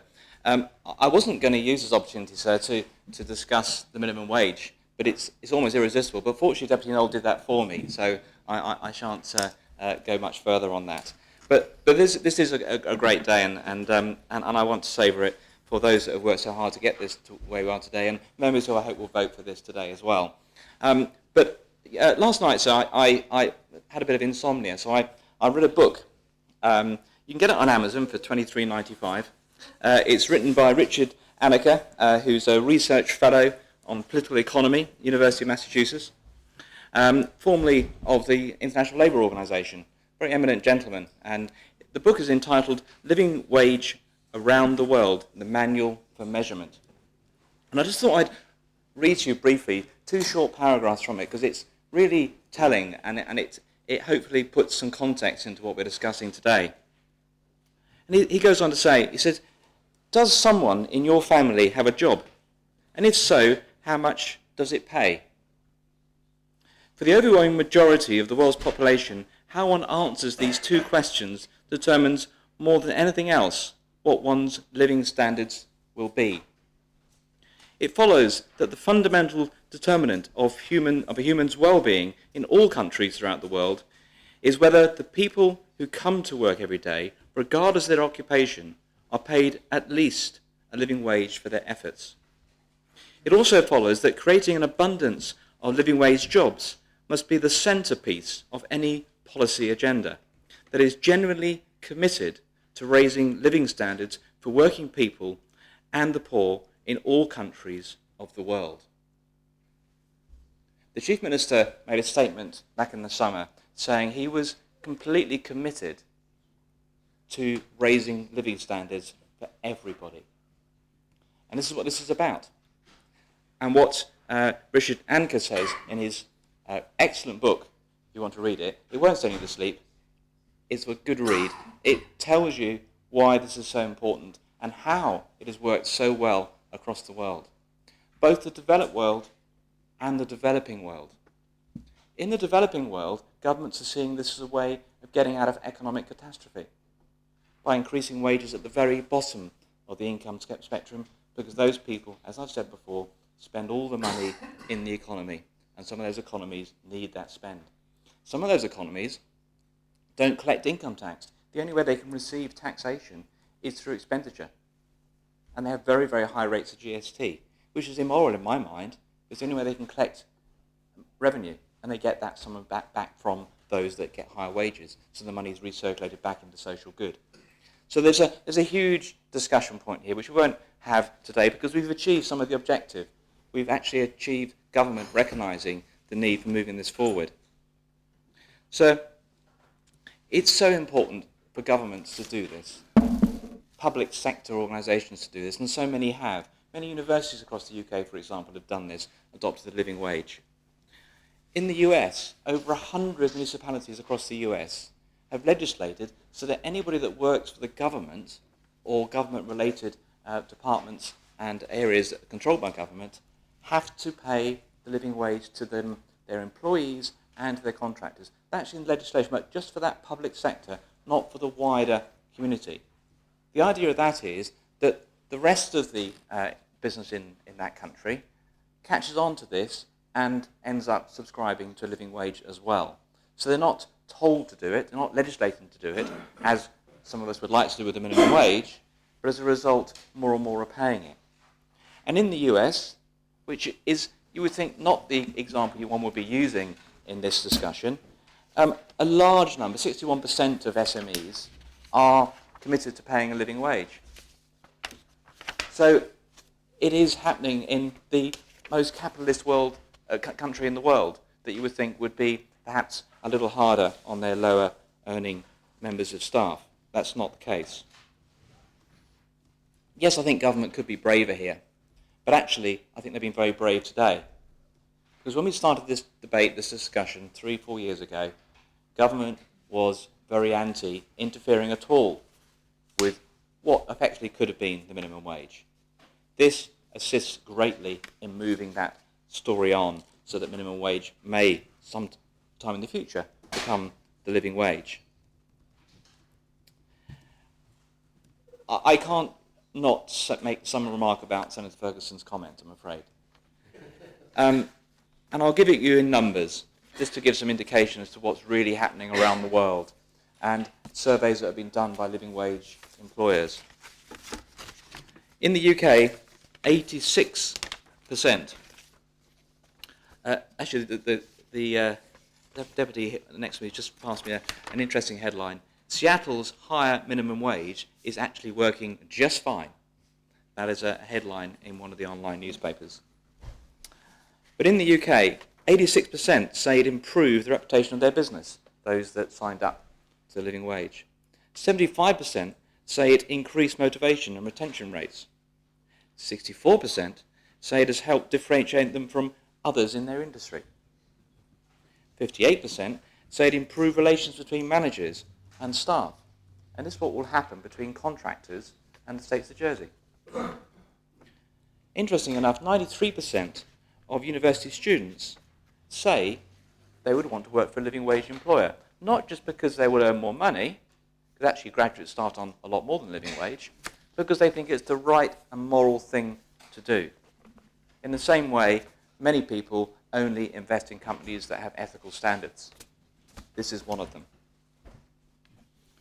80% of consumers, when they've been surveyed recently in the UK, and a similar figure was given in the US, agreed that pay should reflect living costs. 80%. So people are on our side here. People agree, including small employers. There is an abundance of evidence out there, if the senator chooses to look, that says that if you pay people fairly at a wage they can live on, they are a lot more productive. So the Chief Minister referred to earlier to an email that he received, and I received it too, and my colleagues behind it as well, from a disgruntled constituent that felt this wasn't a very particularly good idea. I replied because I felt I just had to reply.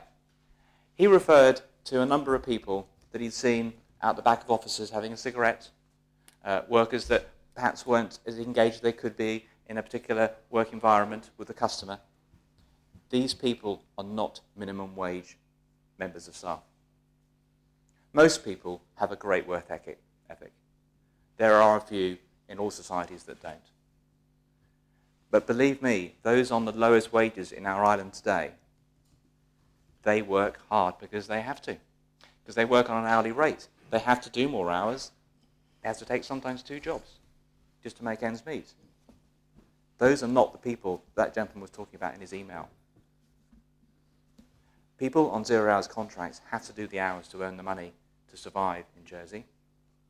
We can have another debate about zero-hours contracts. I'm sure that will happen in the future. That's not for today. But having a living wage will resolve that. Having government engage in the process of introducing a living wage for all of its staff, which it effectively already has done, but not its contractors, is such an important step forward in, as Deputy Tadia said, and I love this phrase, normalising the living wage as a concept, in the same way the minimum wage is across the developed world. That's where we need to aim to get to, and I do hope that the Chief Minister to come in the future, the Council Ministers of the future, will make it a policy commitment to, as Deputy Knowles said, in measured steps, get to a wage that people can live on.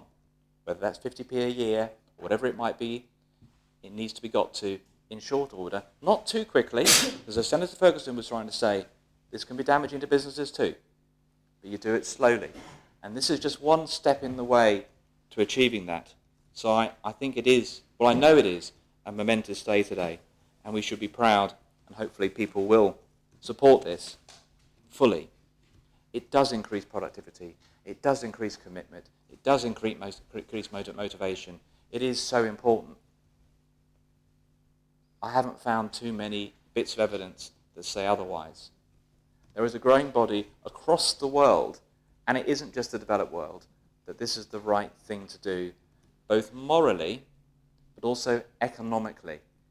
And I do hope that I and others can engage more with the Economic Development Minister about this issue, because yes, there is fear from some SMEs in particular, but there's also a huge opportunity for them too in the way of increasing productivity. We have some of the lowest levels of productivity in the world, in the UK and to a certain extent in Jersey. And I would attribute some of that to low wages at the bottom end of the income scale. That doesn't happen in other European countries. In Australia, it doesn't happen at all, because they have the highest living wage in the world and have done for the longest in the world. There's a very good example, and there are plenty of others. But today is about celebrating, hopefully, some success here. I thank the Chief Minister and his colleagues for allowing this to be supported by the Council of Ministers, which it sounds like it is fairly unanimous. And today is our opportunity to put a message out to companies that perhaps are hesitating at the moment. Is this really for us?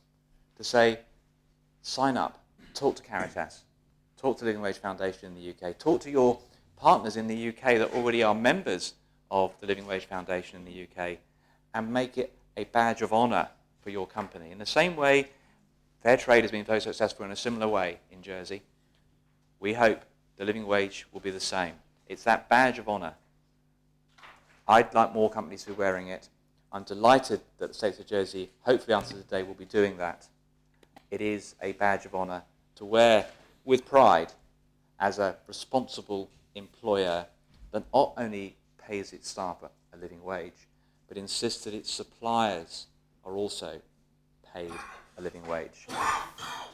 The reason why people and companies, SMEs and others, wish to bid for government work, not just here, but around the world, is usually because they get paid. And they get paid well, and the contract is a good one. Government contracts are well sought after. But there's often a high level of procurement process to get to that. I want added it into there today, which I hope will happen as a result of this. You need to be a living wage employer to be approved as a contractor or be able to tender for some government work. That is why 100 municipalities in the US do it. So I hope that that's what we'll do here today, and it becomes the norm amongst the public sector everywhere, which is gradually becoming the case. And Jersey, if it doesn't do it, will actually be stepping behind, but actually at the moment we are going to be ahead and ahead of the UK. Other countries are there already. So this is a momentous opportunity, a momentous occasion, and I hope members are able to support it fully. And thank you to Deputy Southern for bringing the proposition. It's overdue, and I'm delighted that it's here today for people to consider, and I hope favourably, and I wait with interest any further comments that people have to make. Thank you. Deputy Mezek. Thank you, sir. I wanted to start by quoting one of my political heroes, which is the American politician Bernie Sanders, who I think is well known as a campaigner for progressive causes, and he's the person who I reckon would have beat Donald Trump if the Democrats had had the good sense to nominate him instead of Hillary Clinton. But he said, if it's radical to think that someone working 40 hours a week should not be living in poverty, then yes, count me as a radical. And the reason I'm quoting that is because I think that this debate so far has actually shown that he's wrong on that. It isn't radical to believe in this principle. In fact, it's actually more and more mainstream, and more people from across the political spectrum, the usual political divides, are getting behind this principle. And it was Boris Johnson who spearheaded the living wage campaign when he was Mayor of London. So I think that's an important point to make, that there now seems to be a move towards this just being considered the norm, that workers ought to be paid enough to have a decent standard of living without having to claim benefits. And the reason I've made this point, I suppose, is because of the contribution we've had from Senator Ferguson, who I suspect in her concerns will be in a very, very small minority today. And the reason that her perspective on this, I think, has gone out of fashion is because of our experience with the history of low wages over the last 20 years. The UK government introduced the minimum wage in 1999. Now, I would have been a bit too young to remember that debate, but I've seen some clips on YouTube of the quite ferocious debates there were at the time. And I remember watching a debate on Newsnight between John Prescott from the Labour Party and Michael Heseltine from the Conservative Party, where Michael Heseltine was claiming that the introduction of the minimum wage was going to cause mass redundancies and wreck the economy. And then you had John Prescott punching back, although it was metaphorically on that occasion, that Michael Heseltine was just an out-of-touch millionaire who wouldn't pay his workers £2 an hour out of sheer greed. But of course, the UK ignored the opposition on that occasion, and they did introduce the minimum wage. And what happened? The sky didn't fall in, the world continued to turn, and in fact, there were no mass redundancies. The economy grew, and actually things got better, because what we have had demonstrated over those years is exactly what Deputy Lewis said in his speech, that actually if you empower those lower earners by putting more money in their pockets, they do spend it in the local economy. It's good economically, but it's also good morally to have people in a better position to be independent like that, look after their own lives and have the dignity in work to know that they're valued as an employee. So it's because of that experience that we've had over the last 20 years with the minimum wage that I'm confident that those with Senator Ferguson's perspective are in a minority here. And because of that experience over the last 20 years, I think that actually this should be a call for us all now to be more bold on this issue. There was one point that the Senator made in her speech about if you increase the costs of labour, then you will see more unemployment because they'll resort to using technology instead. Well, isn't that a good thing, that we should be encouraging businesses to innovate with technology, to make it so, so workers are better focused on the things that technology can't achieve? That gives us an opportunity to look at retraining people when their skills become obsolete, to give their careers and their lives meaning in some other way and put them towards stuff that maybe focuses on more of a social good. You know, we know that we're struggling with recruitment in professions like carers, for example. You know, that should be a great opportunity there to come together and say, right, let's look at where our workforce is focused, use the benefits of technology, and then have people put in other areas where they can be involved in something good there. So this actually should be seen as an opportunity. I think we should be more bold on this in future. And I think even though the living wage is meant to be a voluntary scheme, there is still a lot of work that needs to be done on the statutory minimum wage. And I personally look forward to the day where they're seen as synonymous, where the minimum wage is a living wage, good enough to live on without having to claim benefits. And when that day comes, as I think it will come, I think it will be down to the very hard work that many have put into this campaign over recent years. And so I just want to use the final part of my remarks to pay tribute to Deputy Southern, who since before I met and knew Deputy Southern, I knew was somebody who worked very hard on behalf of the low paid in our society to try and improve their economic position. This, I think, is the culmination of lots of many years of hard work that he's personally put into this. Deputy Lewis and his work on the Living Wage Advisory Board, which I'm also a member of, I consider it a privilege to work with some of the people, with all of the people on that advisory board. I think Caritas, as a charity, do some absolutely fantastic work. And I think at the last state sitting, certain religious organisations got a bit of a kicking, but I think Caritas is a good example of some of the fantastic work that people do in our community, motivated by their faith, and it's something I'd like to see more political engagement on in the future. And of course the volunteers on the advisory board who aren't involved with Caritas. We've got trade union leaders on there, religious leaders, and representatives from charities as well. So this is a really positive day for Jersey. I hope members will pass this as close to unanimously as possible, and take great comfort in the fact that this will contribute to making people's lives better. And that is ultimately what we're in this job for. And I hope it also inspires us to be more bold in future, so that one day the minimum wage and living wage will be synonymous. Does any other member wish to speak on the proposition? Call on Deputy Southern to respond. Thank you, sir. And I'm actually quite moved by what's being said today. But I'll focus, first of all, on the Chief Minister's words when he says, some days we make history. And I think this is one of those days. And I believe that to be the case. I think this will make significant difference to our economy and to our low paid on the island. And in fact, I'm reminded of the days, must be 4 years ago, when I tried to get the words to create a fairer society into the strategic plan. And I lost that battle. But this actually is a concrete evidence, it's concrete material that actually is creating a fairer society.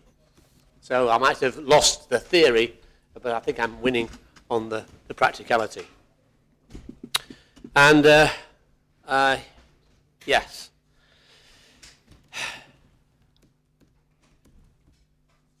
I thank those who've spoken for their congratulations and their support. Deputy Truscott.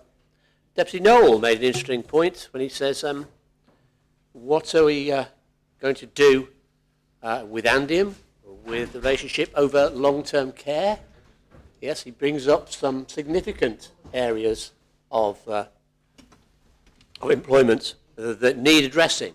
But as the ministers say, they are confident that with those issues, that they can address them given the will.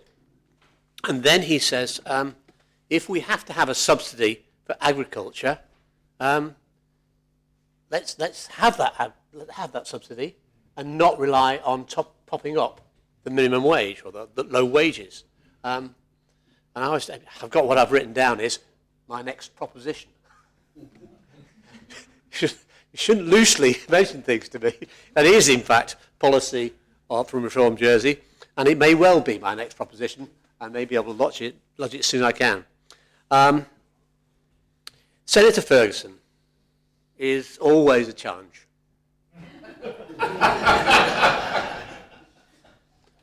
Especially when she uses emotive words like, we are dictating to employers. We are imposing on employers. I have a little whisper for her. No, we're not. We're actually encouraging, lobbying, urging, and negotiating. That's what we're doing. There's no imposition here. This is a voluntary decision by companies. Do they wish to enhance their reputation by going?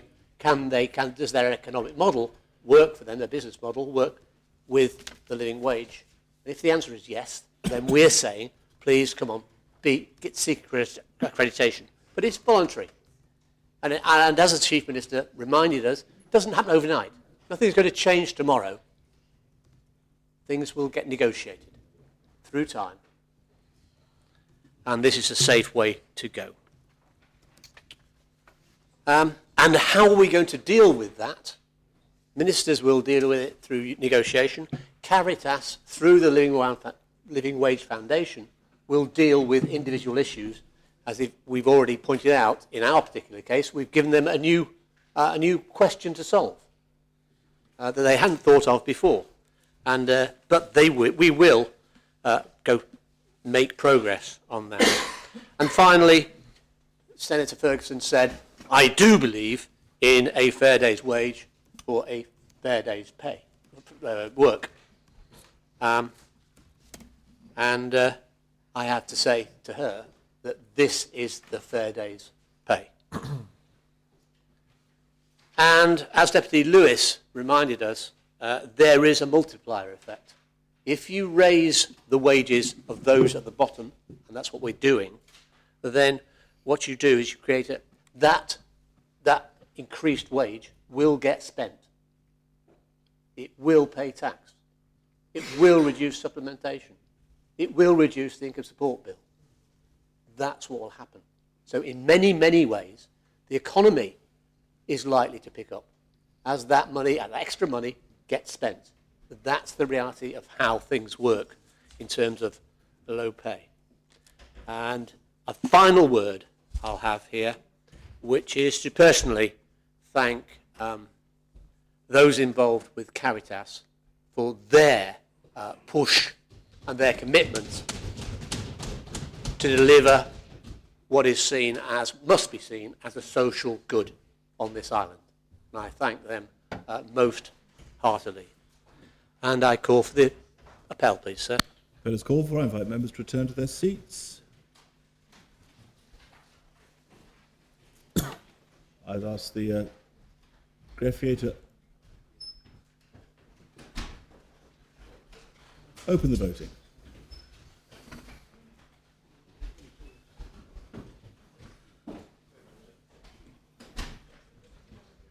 If members have had the opportunity of casting their votes, I ask the greffier to close the voting. The proposition has been adopted. 42 votes pour, no votes contre, 1 abstention.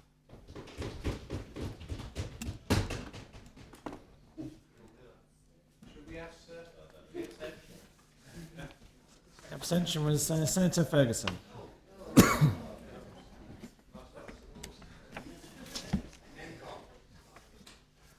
Before we move on to the next item, just to announce the lodging of the Committee of Inquiry actions to be taken by the RNLI and the Jersey Government, which led to the removal of all-weather lifeboat, lodged by Senator Ferguson. We now come on to the next item of public business, which is the Hospital Catering Department, the cancel relocation of off-site location petition, lodged by Senator Ferguson. I ask the greffier to read the proposition. The States are asked to decide whether they're of opinion to cancel the relocation of the Hospital Catering Department to an off-site location. Senator.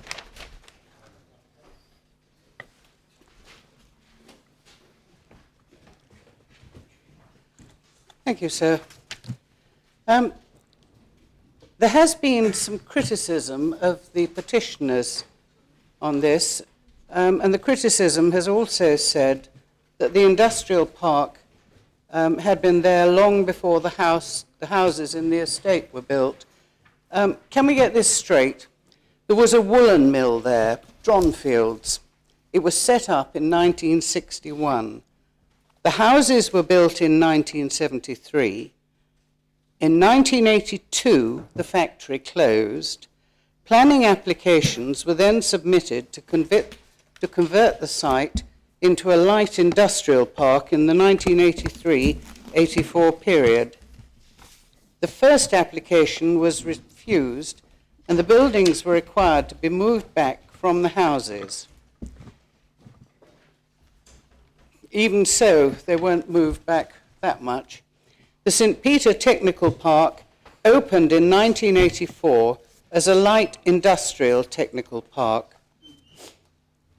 A Freedom of Information request of the 22nd of January 2018 has demonstrated quite clearly that the original preferred site for the catering unit was one of 2 sites in Rue des Prés and that was back in March 2017. Now, the residents have got quite a number of concerns about this. They're concerned about parking, because staff numbers have been confirmed at 40, and provisional parking spaces allocated to the unit are 19, according to the Jersey Future Hospital Report on Planning, dated the 20th of December 2017. Although an earlier planning statement of the 13th of October 2017 states there will be 14 bike spaces, 4 motorbike spaces, and 12 car spaces. Whichever is correct, there are clearly not enough parking spaces for the amount of staff. The original brief required 20 to 25 spaces. In fact, in order to provide an external standby generator and an internal JEC transformer, the number of spaces has now been reduced. As a side note, from my point of view, I would be interested as to the soundproofing of the transformer. Transformers have a similarity to Pooh Bear. They hum. And at night, when sound travels better, the hum will be much louder. But has any reassurance been given to the neighbours? No. Other tenants whose businesses have grown are currently using the allocated spaces.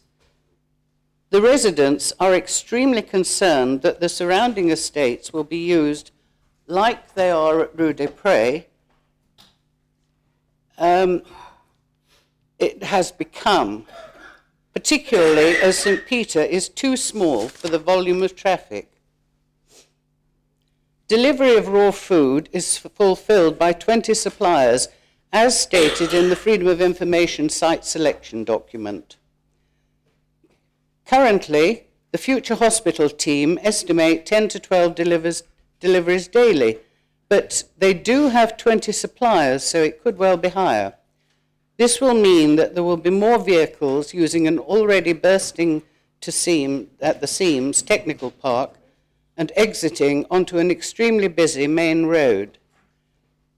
Food collection will be at least 7 times daily, not 3, as the Future Hospital team have led planning to believe. The 3 collections, as stated in the Future Hospital report, dated the 20th of December 2017, those collections are purely for the delivery of food to the general hospital. There will be at least another 4 to deliver food to the other HSSD sites. The catering document also states that the first delivery will be at 9:30 a.m. However, the catering manager has already advised that the first one is destined to depart just after 8 a.m. Staff hours are from 8 till 5, and yet the residents have been told that staff will be arriving from 7 a.m. Therefore, not only will the residents be disturbed by staff arriving, car doors banging, people chatting, and the noise of the first vehicle being loaded by trolleys on metal ramps prior to 8 a.m., and then throughout each day, residents will be disturbed by the trolley noise whilst vehicles are being loaded and also when empty trolleys are being returned. The Jersey Future Hospital report, dated the 20th of December 2017, did not mention that it was proposed that Meals on Wheels would be using the site. In actual fact, there would have been 8 volunteers plus 5 to 6 cars collecting and returning hot boxes daily, and 2 parking spaces were allocated to the Meals on Wheels.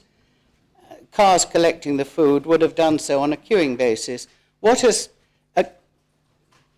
become clear since then is that Meals on Wheels will be staying at Overdale because the kitchen at the new premises isn't big enough to accommodate coping with the Meals on Wheels service, and the parking wouldn't either. The rubbish bin store with food waste. They're concerned that it would attract vermin, rats, seagulls, cockroaches and flies. And extra bin collections and recycling vehicles will be required, probably daily, depending on how much waste is produced. Again, this is not documented in the Future Hospital report. Therefore, even more vehicles and even more noise, and a lot of the vehicles have, for the sake of health and safety, have beepers for when they reverse. Now, anyone who has lived next door to a building site knows how incredibly infuriating that beeping is. It can almost drive you to drink, or mad. Yes, thank you, Minister. What about smells from the cooking processes and the food waste in the bins will encroach on the residents, and will they be able to sit out in their gardens and have their windows open and enjoy the tranquility of their gardens? You know, there has been no health impact assessment which covers the area round the kitchen unit. I understand this is a requirement in the UK, but planning haven't imposed that as a condition over here. There will be 2 kitchen extractor fans fitted, and louvers are being fitted to serve the air conditioning and refrigeration equipment. So there is a concern about continuous 24/7 noise, and from the fans, especially at night. Now, the original site selection scored high. When the scores were high if it was a bad unit, and low for a preferable unit or preferable site. And even one of the catering managers said if it was a blank canvas, he wouldn't relocate it to a residential area. Actually, I've had experience locally with extractor fans and air conditioning units. The distance from the residential properties was not dissimilar to the distance in this case, and there was a constant noise and smell which has taken a considerable time. It's pretty well sorted now, but it's taken forever.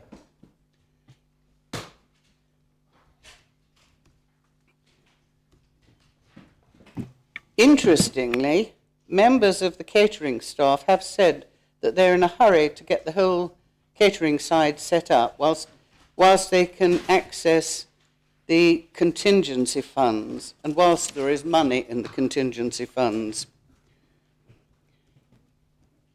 Because, you know, after the town hall meeting with Chris McCarthy, residents spoke with States members who were under the impression that the kitchen construction and relocation were not included in the 466 million budget.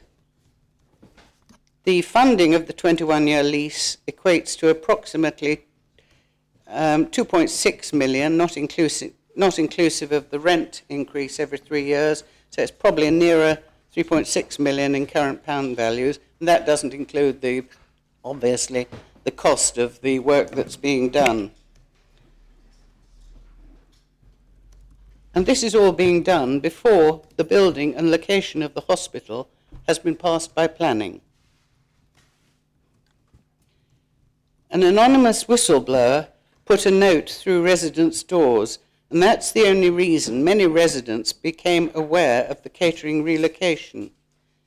It was the residents who fought to have a meeting with the Future Hospital team, which actually contradicts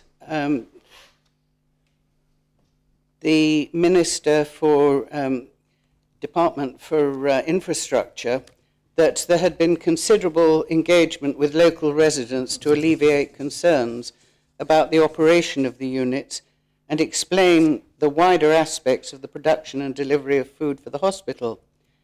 In fact, the first written correspondence residents got from the Future Hospital Office was the letter on the 4th of December 2017, the day prior to the planning application closing. I am told by somebody who did actually attend the October meeting, I don't quite know how they found out about it, but anyway, they got there, and they said it was more a "this is what we are doing" meeting, rather than "how can we make it more palatable for you, the residents" meeting. The building was a warehouse dispatching cosmetics, etc., and it's been converted to be an industrial kitchen. Is that not a change of use? If you had a cosmetic shop in town and wanted to change it to a restaurant or a takeaway, surely planning would have to be applied for a change of use. And this is a change of use, as kitchens have to be installed.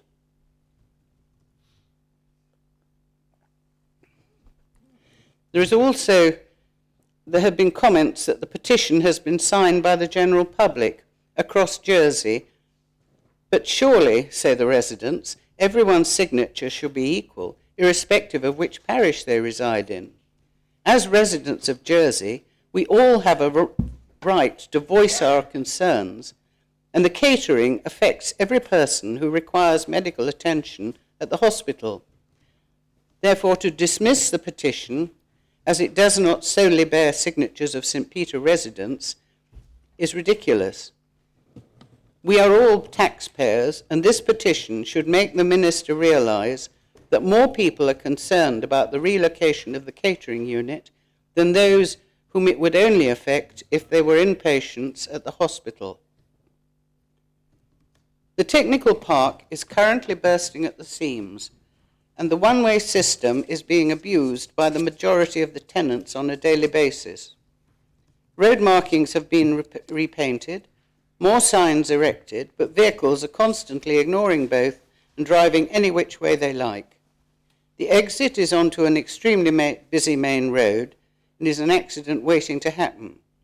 The Future Hospital report implies that their vehicles will have no impact, but when you add up just how many extra vehicles will be using the park, it definitely will have an effect on us, the residents, and the entire surrounding area. Those were the thoughts of the residents who live round the St. Peter light industrial estate. I must say, the whole way this has been handled doesn't give me any confidence in the Future Hospital project team. As I have said already, according to the Freedom of Information request about the selection of this site for the catering unit, St. Peter was the highest scoring unit of those being considered. Traffic within the park is totally uncontrolled. There is no observance of the one-way system, and there's a constant traffic noise. I've already mentioned the beeping. Add to that the lack of parking facilities with the additions of the catering department, and we shall have the same problems we have with Rue des Prés. It must also be remembered that most of the residents are retired and therefore will be home all day. You know, where is the concern for them? And the lack of communication has been appalling. The other thing that I heard the other day, and what has been, people have admitted to tell us, is that all the dirty plates, apparently, the minister can contradict me if I'm not right, but I'm told that dirty plates will be sent back from each location to be cleaned, ready for the next meals at the St. Peter's facility. So it was absolute. I really can't contemplate this, but I will be very happy if the minister will come out with a statement and say whether this is true or not, because frankly, it doesn't sound very health and safety. But we shall see.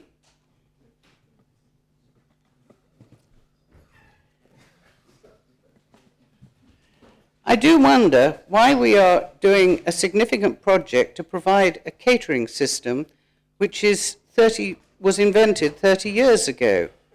There are new systems which provide food which is more nutritious and in terms of retained vitamins and improved texture. You know, have we actually reviewed the methods? Will the catering unit be returned to the hospital site once all the sort of building and so on carries on? I can't see it. The lease that's been signed is for 21 years. Because the states are poor at planning, the local residents are doomed to suffer the constant disturbance of traffic, the insane bleeping of reversing trucks, the noise of air conditioning fans, and the dreaded hum of the transformer. Because of the actions of the ministers who could have brought comments, they have to reply to a petition within 8 weeks. They could have brought the comments earlier. And they have actually ignored the feelings of the public, and they have attempted to reduce this proposition to absurdity. Perhaps I can ask the Assembly to treat this as a vote of censure of the ministers and their project teams in their appalling treatment of the public. A point of order, sir. You can't, sir, can I make a point of order? Well, I was about to say to the Senator, it's impossible to treat this matter as a vote of censure. Thank you, sir. That's the ruling I wish to have. I mean, it is a vote on adoption or not adopting the proposition, and it's that simple, Senator. Yes, sir. Well, obviously, as the Deputy Bailiff says it doesn't apply, then I will withdraw it. But I will put the seed into people's minds. I mean, despite the petition, despite the concerns of the residents, the ministers have proceeded willy-nilly with this project. And it's a late addition to the original hospital project, and it's so late it is relying on the contingency funds provided to pay for it. I ask the states to support the benighted residents of St. Peter. Is the proposition seconded? Yes, sir. So, at the root of the proposition, the Centre referred to it several times, there is a planning application which is live. I've just checked the register and there are sufficient complaints that it would come to the Planning Applications Committee. So I will declare an interest, I think, and withdraw, sir. And I think the other committee members will probably like to do the same. Likewise, sir. Likewise. I'm sure if we disappear, we might become incorrect. But, Can I join the committee, sir? So let's see where we are when the people have left.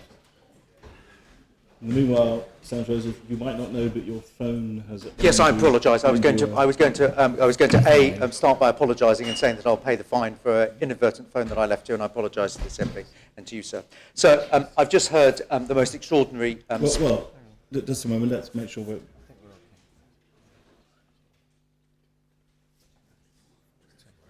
25. Yes. Is this a point of order? No, it's not. It's actually a contribution. I was going to actually. Well, I mean, you're not the first who's given an indication. Oh, fine. I apologise. Senator Green.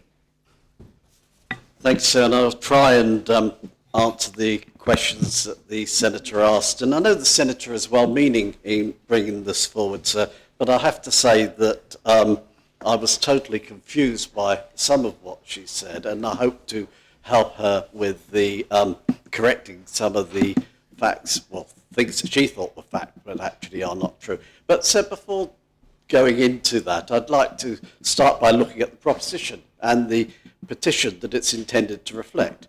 There is, in my view, a complete lack of clarity. There's an inconsistency given in the reasons for the desire to stop the relocation of the hospital catering department to an off-site location. To inconsistency between the petition and the actual proposition that we have in front of us, sir.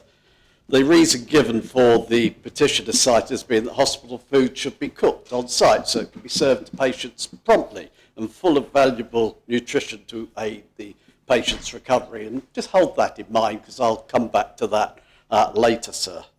But there's no reference to this in the report accompanying the proposition. In fact, the report is primarily about the proposed location, and maybe that's really what the Senator is talking about. Sir, the reason not given in the petitions, so the reason is not given in the petition as to what I think might be the real reasons behind the proposition. I have to say that I was disappointed when the proposition was lodged by the Senator at the time when this Assembly was debating and agreeing the preferred hospital scheme as set out in P107. The relocation of the hospital catering department to free up space on the planned future hospital site was always, contrary to what the Senator says, it was always part of the proposals.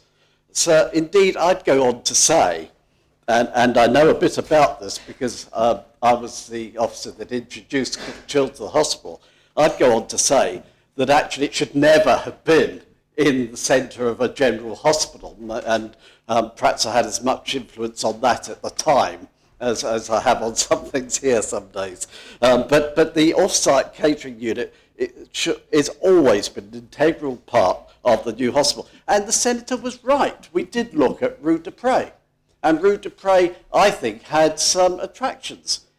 Many of our suppliers are there already with their wholesale setups. But we weren't able to enter into a contract on the site of Rue de Pré, sir. So then you look round for other alternative sites. So a permanent, and it is permanent, it's not intended to be a temporary move, a permanent centralised off-site production unit for the hospital and other health-related catering has long been a sensible and desirable thing to do. In fact, as I said, it should have been done right from the start. It is a common feature of most hospitals. So let's be clear, all units such as Overdale, Clinic Pinnell, Sandy Brook, as well as the numerous day centres throughout health, have for 30 years received their meals from a central production unit, but that central production unit is currently based in the General Hospital. Contrary to what the Senator implied, although she might not have actually said it, each site has a kitchen, what is known as a satellite kitchen. A kitchen that prepares salads and garnishes, as well as organising the reheating, and I'm pleased to say, Senator, the washing up facilities. We learned a long time ago that moving dirty plates about, not only is it unhygienic, it actually is counterproductive. That's why we wash up on the wards, even in the General Hospital. So there's no intention to bring the 2,500 dirty plates back to, nor was there ever, back to the central production unit. So contrary to that urban myth, there is no movement of dirty crockery or, for that matter, waste product from any of our receiving units. So members might not be surprised to hear that I would like to say a few words about the food preparation system known as Cook Chill, and the Senator implied that we should be looking at others, and I know that she likes, because I've heard us talk about it before, sous vide system. That's posh boil in the bag, sir. But the sous vide system is not licensed for hospital use in the UK. But I would like to talk about the system we have, because it is a good system. It's a proven system. And they seem to be concerned about this. But it is the same system that many of us use every day. Well, not every day. I hope you don't use it every day. But many of us go to, well, let's name a firm, so Marks and Spencer's. You go and get that meal, that Pearson Pig, as I call it, Pearson Stock, put it in the microwave. That's Cook Chill. That is Cook Chill. So it's a proven system. Many hospitals use it, and many retailers and wholesalers are providing it. We've been doing it in Jersey successfully since 1987. And as I've implied, sir, I know about this. I was the officer employed by the then committee to put it in place. having been seen as one of the UK experts in cook chill system. In fact, the organiser of the very first, not the prime organiser, I wasn't the chairman, one of the committee members of the very, very first conference on cook chill systems in the United Kingdom. So let's just look at what it is, though. In essence, the food once cooked, and therefore when it's at its best nutritionally and visually, is then chilled and stored in a chilled condition until later it is transported in a refrigerated van to the satellite kitchen where, when required, it is reheated on the ward or where the patients are located. To help members further, I'd like to remind them of the method that Cook Chill replaced. And not a lot of people understand this, but it is important. This is why it's such a good system. The old system of catering required the loading of trolleys with hot food. In the case of the General Hospital, and I didn't check it today, sir, it was, in my time, about 12 trolleys, if I recall correctly. They all need to leave the kitchen about 12 o'clock because of drug regimes and everything. Everybody has to eat at lunchtime. If you're going to load 12 trolleys with approximately 30 meals per trolley in it, you have to start loading them up at 10 a.m. You have to start putting hot food into a trolley at 10 a.m., which means by the time the patients are getting round to receiving it, it could be up to 2.5 hours old. Perhaps I could ask members to consider, sir, their methods of food preparation at home. We have a general election coming up. Those seeking election will be out and about at the hustings, out and about knocking on doors, and will have all sorts of different hours and meal times possibly to their family.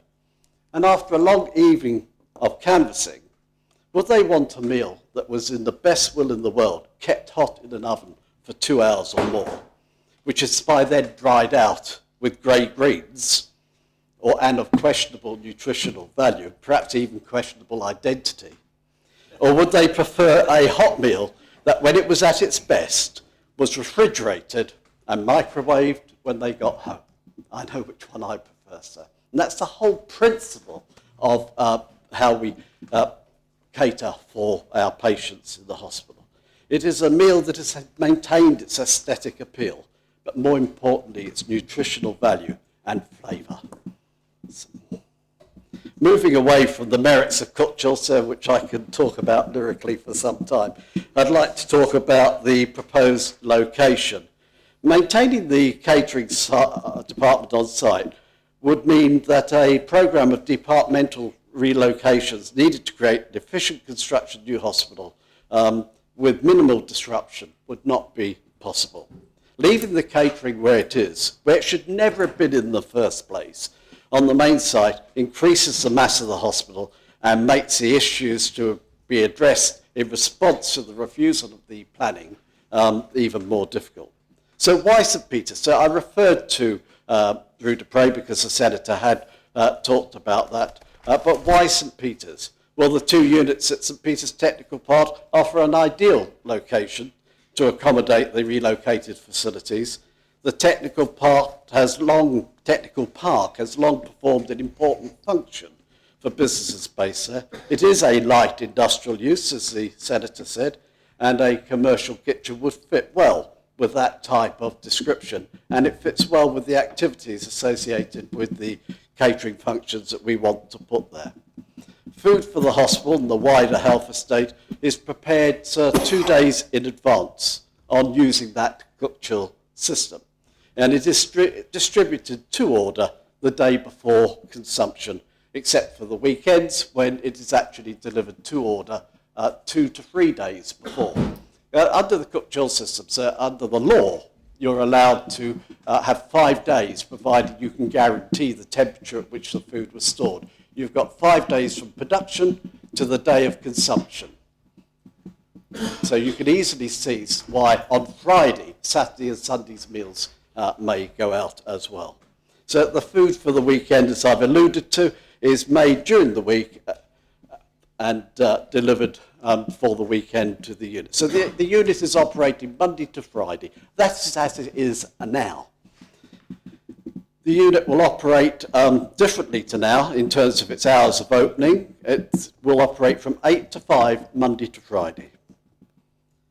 This is far from the early mornings and late evenings and the 7-day-a-week operation portrayed by Senator Ferguson. She is right, there will be some 40 staff working there if you had every member of staff in at the same time.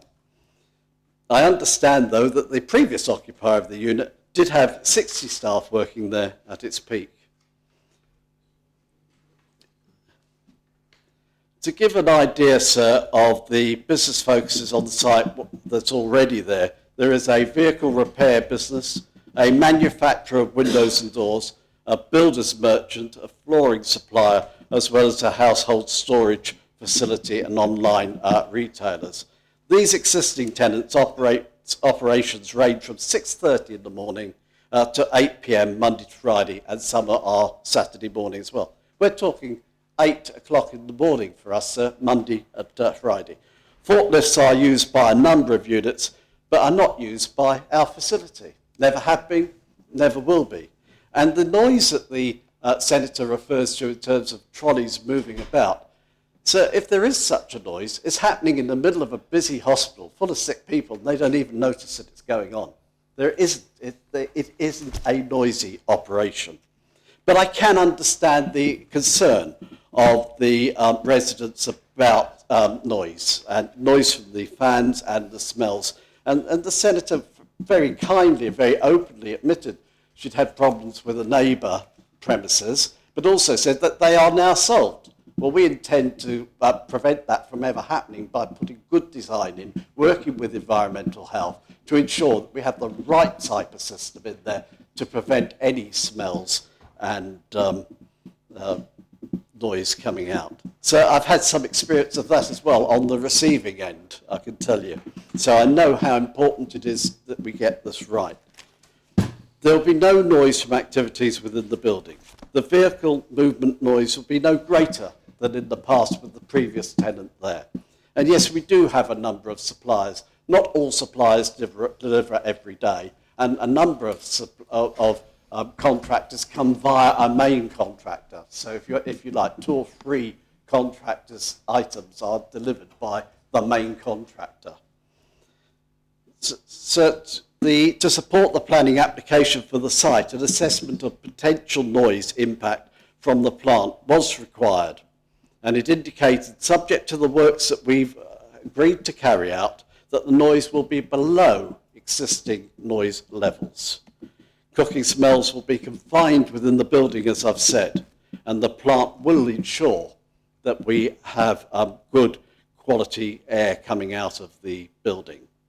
In moving to the facility, sir, because whilst I know I've been very firm about what I believe with this move, sir, I do want my department to be a good neighbour.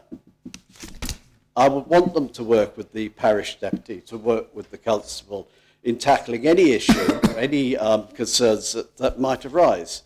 We would work actively with the managing agents to establish a tenants group, including local residents, because we want to be that good neighbour. So not in my notes, but the Senator made reference to rats and cockroaches and flies, but we don't have them in the general hospital because we have good waste control. We have good pest control systems to ensure that we're given warning if there's any sign of rodents. That's what good caterers, good professional caterers do, sir. It's not just about producing food, it's about the environment in which we produce it. And we'll come to that, the environment in which we serve it, sir. On the basis that I've spoken, sir, and I could go on and on and on, this proposition is totally incorrect in practically every aspect it raises, and I ask members to reject the proposition.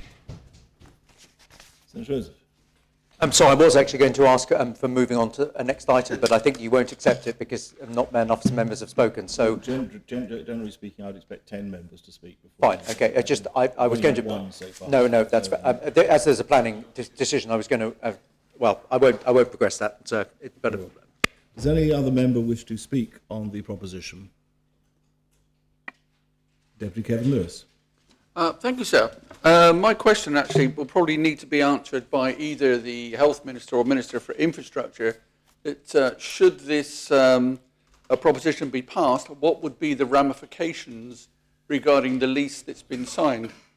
And is there a get-out clause, or are we committed for the next, 25 years to lease this building? And are there any alternative sites? Does any other member wish to speak? Yes, sir. Councillor Peter? Thank you, sir. So this proposition brought by Senator Ferguson potentially puts me in a difficult place. A place where some will believe that I must support the ratepayers of St Peter and at the same time, albeit in my role as Assistant Minister for Health and Social Services, defend the Health and Social Services position. However, so this is not the case, as both the proposition and the petition, in my mind, are wholly flawed. Firstly, the proposition before us asks us to do is, and I quote, to cancel the relocation of the hospital catering department to an off-site location. What the proposition doesn't tell us is why this assembly of political representatives of the people of Jersey should intervene in an operational matter based on a report accompanying it without any evidence of properly researched hard facts, figures, or solid, unbiased evidence. What we get instead is an extremely short report of some 6 sentences containing fear, uncertainty, and doubt, based on assumption, conjecture, and pure unbridled supposition. So I'm saddened to have to respond with such strong comments, but consider this proposition to be an affront to the role of this Assembly, as it fails to represent any research, evidence, or facts for members to be able to form a well-informed judgment upon. Instead, it is full of misinformation, presumption, and speculation, all of which could have been clarified had the mover of this proposition taken any time to consult with the department since the ministerial decision of the Minister of Infrastructure dated the 3rd of June 2017, which was made available to states members should they wish to invoke the 18-day rule. I will now, sir, address the 6 sentences of the report. Sentence 1. The senator's already made comments on this, sir. And the petition on sentence 1 says the petitioners live in the vicinity of St Peter's Technical Park. Incorrect, sir. Not so. The petition before members contains 263 signatures. However, only 12 properties are within the 50-metre radius considered appropriate for third-party appeals, and only 7 signatories living in those properties have signed the petition. A further 22 signatories live within half a kilometre radius of the site. An additional 72 signatories live across the wider parish of St Peter, from Beaumore in the south to the St Mary's boundary in the north. In fact, sir, 256 of the 263 signatories to this petition do not live within the radius considered appropriate for third-party planning appeal. And furthermore, 191 of those 263 do not even live in the parish of St Peter. So I ask myself, sir, is this first sentence based on fact, fiction, or just a failure to properly research and verify the information provided by the petition, as a significant majority of the petitioners do not live in the vicinity of St Peter's Technical Park, as stated in the first sentence, sir? Sentence 2. In fact, the majority of the area alongside and behind the technical park is residential. This, sir, is correct. However, and I will update Senator Ferguson's information, the technical park site has been in commercial use for more than 60 years, originally being an auction site, Dronfield. Then the Courtaulds Knitting Factory, and now St Peter's Light Industrial Technical Park.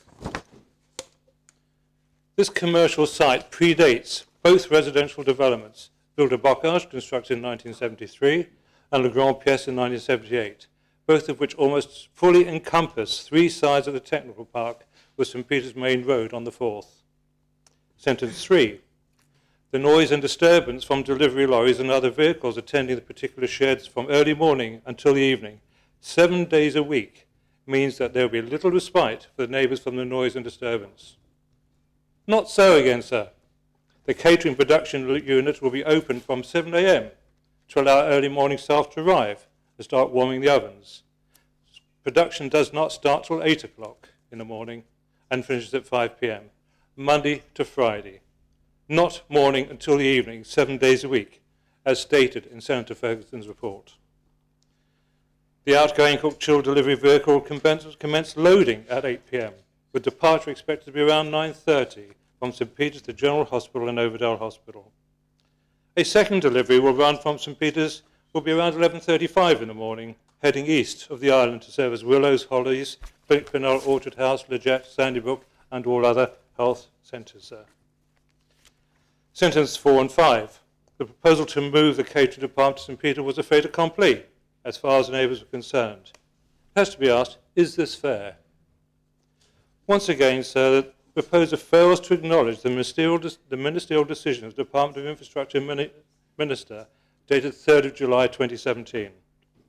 This clearly sets out the proposed intention to lease units 9 and 10 St Peter's Technical Park for the Health and Social Services Catering Department, and in accordance with the Standing Order 168, brackets 1, brackets A, provides members with a 15-day period within states members could make a representation to Jersey Property Holdings.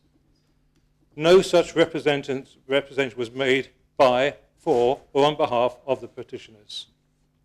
Furthermore, an application to planning, P 2017-1522, was submitted on the 6th of November 2017 and publicly advertised on the 14th of November 2017 to cover internal alterations and minor external provisions. Indeed, several other petitioners have submitted comments to this application. Therefore, sir, I must conclude the decision to relocate the Health and Social Services Catering to St Peter's Technical Park was neither a fait nor accompli, and given the planning responses by neighbours is entirely fair. Sentence 6. Is this really the correct way to provide meals on wheels, the hospital and a number of other care homes? My answer, sir, is a resounding yes. As the HSSD Minister has stated, this method of meal production and delivery has been in operation since 1987. And I'm pleased to see the Senator's inference in this sentence, which appears to approve of the current quality of food delivered to patients using the current method since 1987. However, yet again, Senator Ferguson makes an erroneous assumption in that changes will be made to the superb Meals on Wheels operation that supports many needy and vulnerable people. This is not the case, sir. The Meals on Wheels operation will continue as it has done and will continue into the future, delivering cooked, chilled, nutritious meals, as it's done for many years by our selfless volunteers, and prepared by highly qualified chefs, one of whom actually has a Michelin star in the kitchens at the hospital and in St Peter's when it finally gets there. In its penultimate paragraph, the report states, and I quote, the petition has asked the states to reconsider the imposition of this noisy and disturbing system on the neighbourhood, particularly as it will be operating 7 days a week. So from my foregoing responses containing comments of fact, all of which can be substantiated in the documentation submitted to the Planning Department containing document E501, New Catering Facility Planning Statement, which is submitted to the Planning Department. This statement sets out the requirements of the Island Plan, policies SP1, built-up area boundary, EIW1, protected industrial site, and NR1, water pollution safeguard area. To put members' minds at ease, sir, on the claims of noise, I can confirm that an acoustic survey has indicated that the noise from the plant to be installed will not have any effect on the surrounding properties. With suitable and standard attenuation, the noise generator will not be audible over background noise at any time, including overnight. This acoustic survey will be submitted to planning in support of the application and also will be publicly available. On the subject of smell, environmental health are being consulted and are content to raise no objection, subject to a suitable condition that requires odour control measures to put in place, which they will be. Essentially, this means that there do not appear to be any apparent concerns subject to proper and expected controls. And most importantly for the nearby residents, in both points, environmental health are clear. They could still take action if there is a nuisance, but on the basis of the proposed activities and steps that are being taken, they do not anticipate any harm to enjoyment of local amenity caused by HSSD catering operations in the technical park at St Peter. So in regards to the petition supporting this proposition, P124/2017, I will not take up any more members' time, as my previous comments apply, especially around the complete lack of factual evidence equally apply. In conclusion, sir, in my role as representative of the parish of St Peter in this assembly, I would like to assure all ratepayers of my continuing support, and especially in this matter of the technical park. Over the years I've been in office, I've dealt with requirements for Navy and Guard to take away nesting seagulls from the flat roofs of any of the units up there to avoid the early morning noise from seagulls. I've intervened when there was a period of time where some boy racers used to race around the perimeter of the technical park by having sleeping policemen installed. When the boys stopped racing, the residents wanted the sleeping policemen taken out because the heavy vehicles crashed down over them, so I asked them to take them out again, and they did so. Food waste containment from a meat wholesaler that was on the lower part of the site. I required them to actually contain that within a sealed bin to avoid birds' attractions going in there, and also in the summer months they had the doors open for ventilation and a loud radio playing at around 6 o'clock in the morning. I intervened and had that stopped there again, sir. And also, with the 60 staff from the previous operator, I intervened on the units 9 and 10. I intervened when they were arriving at 10 o'clock at night and slamming their car doors with car radios going and standing outside having their cigarette breaks. I had that stopped to help the neighbours as well, sir. And I've intervened on general housekeeping, good maintenance. So the parish of St Peter looks after its residents at all times. Only several weeks ago, I had an email at 11:30 in the morning, on a Sunday morning, complaining because somebody was power washing on the site. I went around to intervene, and I went back to the complainers, sir. I emailed them back 35 minutes later on a Sunday morning, and they still haven't actually acknowledged my email and my intervention on their behalf, and yet they've moved this petition. But most significantly, sir, out of all of this, on the 25th of October last year, I hosted a meeting in the parish hall with the nearby residents, 18 of whom attended, including the movers of the petition, plus 2 others from outside the parish. Also present were officers from Health and Social Service Department, Planning Department and Property Holdings to apprise residents of the scope of the proposed works, the conditions set within the documentation submitted to the Planning Department, as I specified earlier. However, it appears that the factual evidence contained in the documentary evidence supplied to the Planning Department was further amplified at that meeting. So, at the end of the day, this is not about food. It's about the food, the actual kitchens being in that site in the parish of St Peter.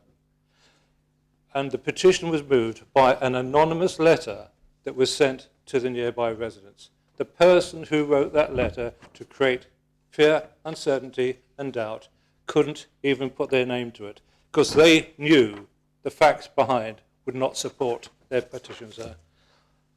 I ask members to consider very carefully the facts which I presented to them this morning when they make their judgment based on facts, not on hearsay.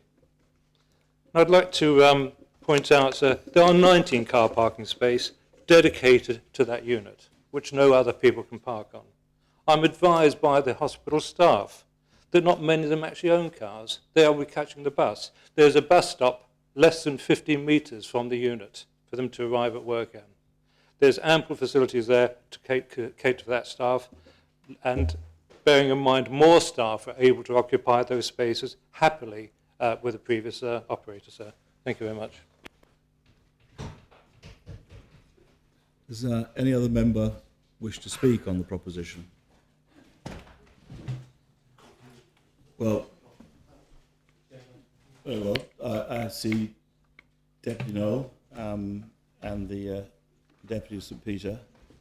So we're at the time when it's my obligation to ask the Assembly whether it wishes to continue or whether it wishes to move the... As there's 2 speakers and no doubt the Senator will want to respond fully, I propose the adjournment, sir. Well, the adjournment's proposed. The States will stand adjourned until 2:15.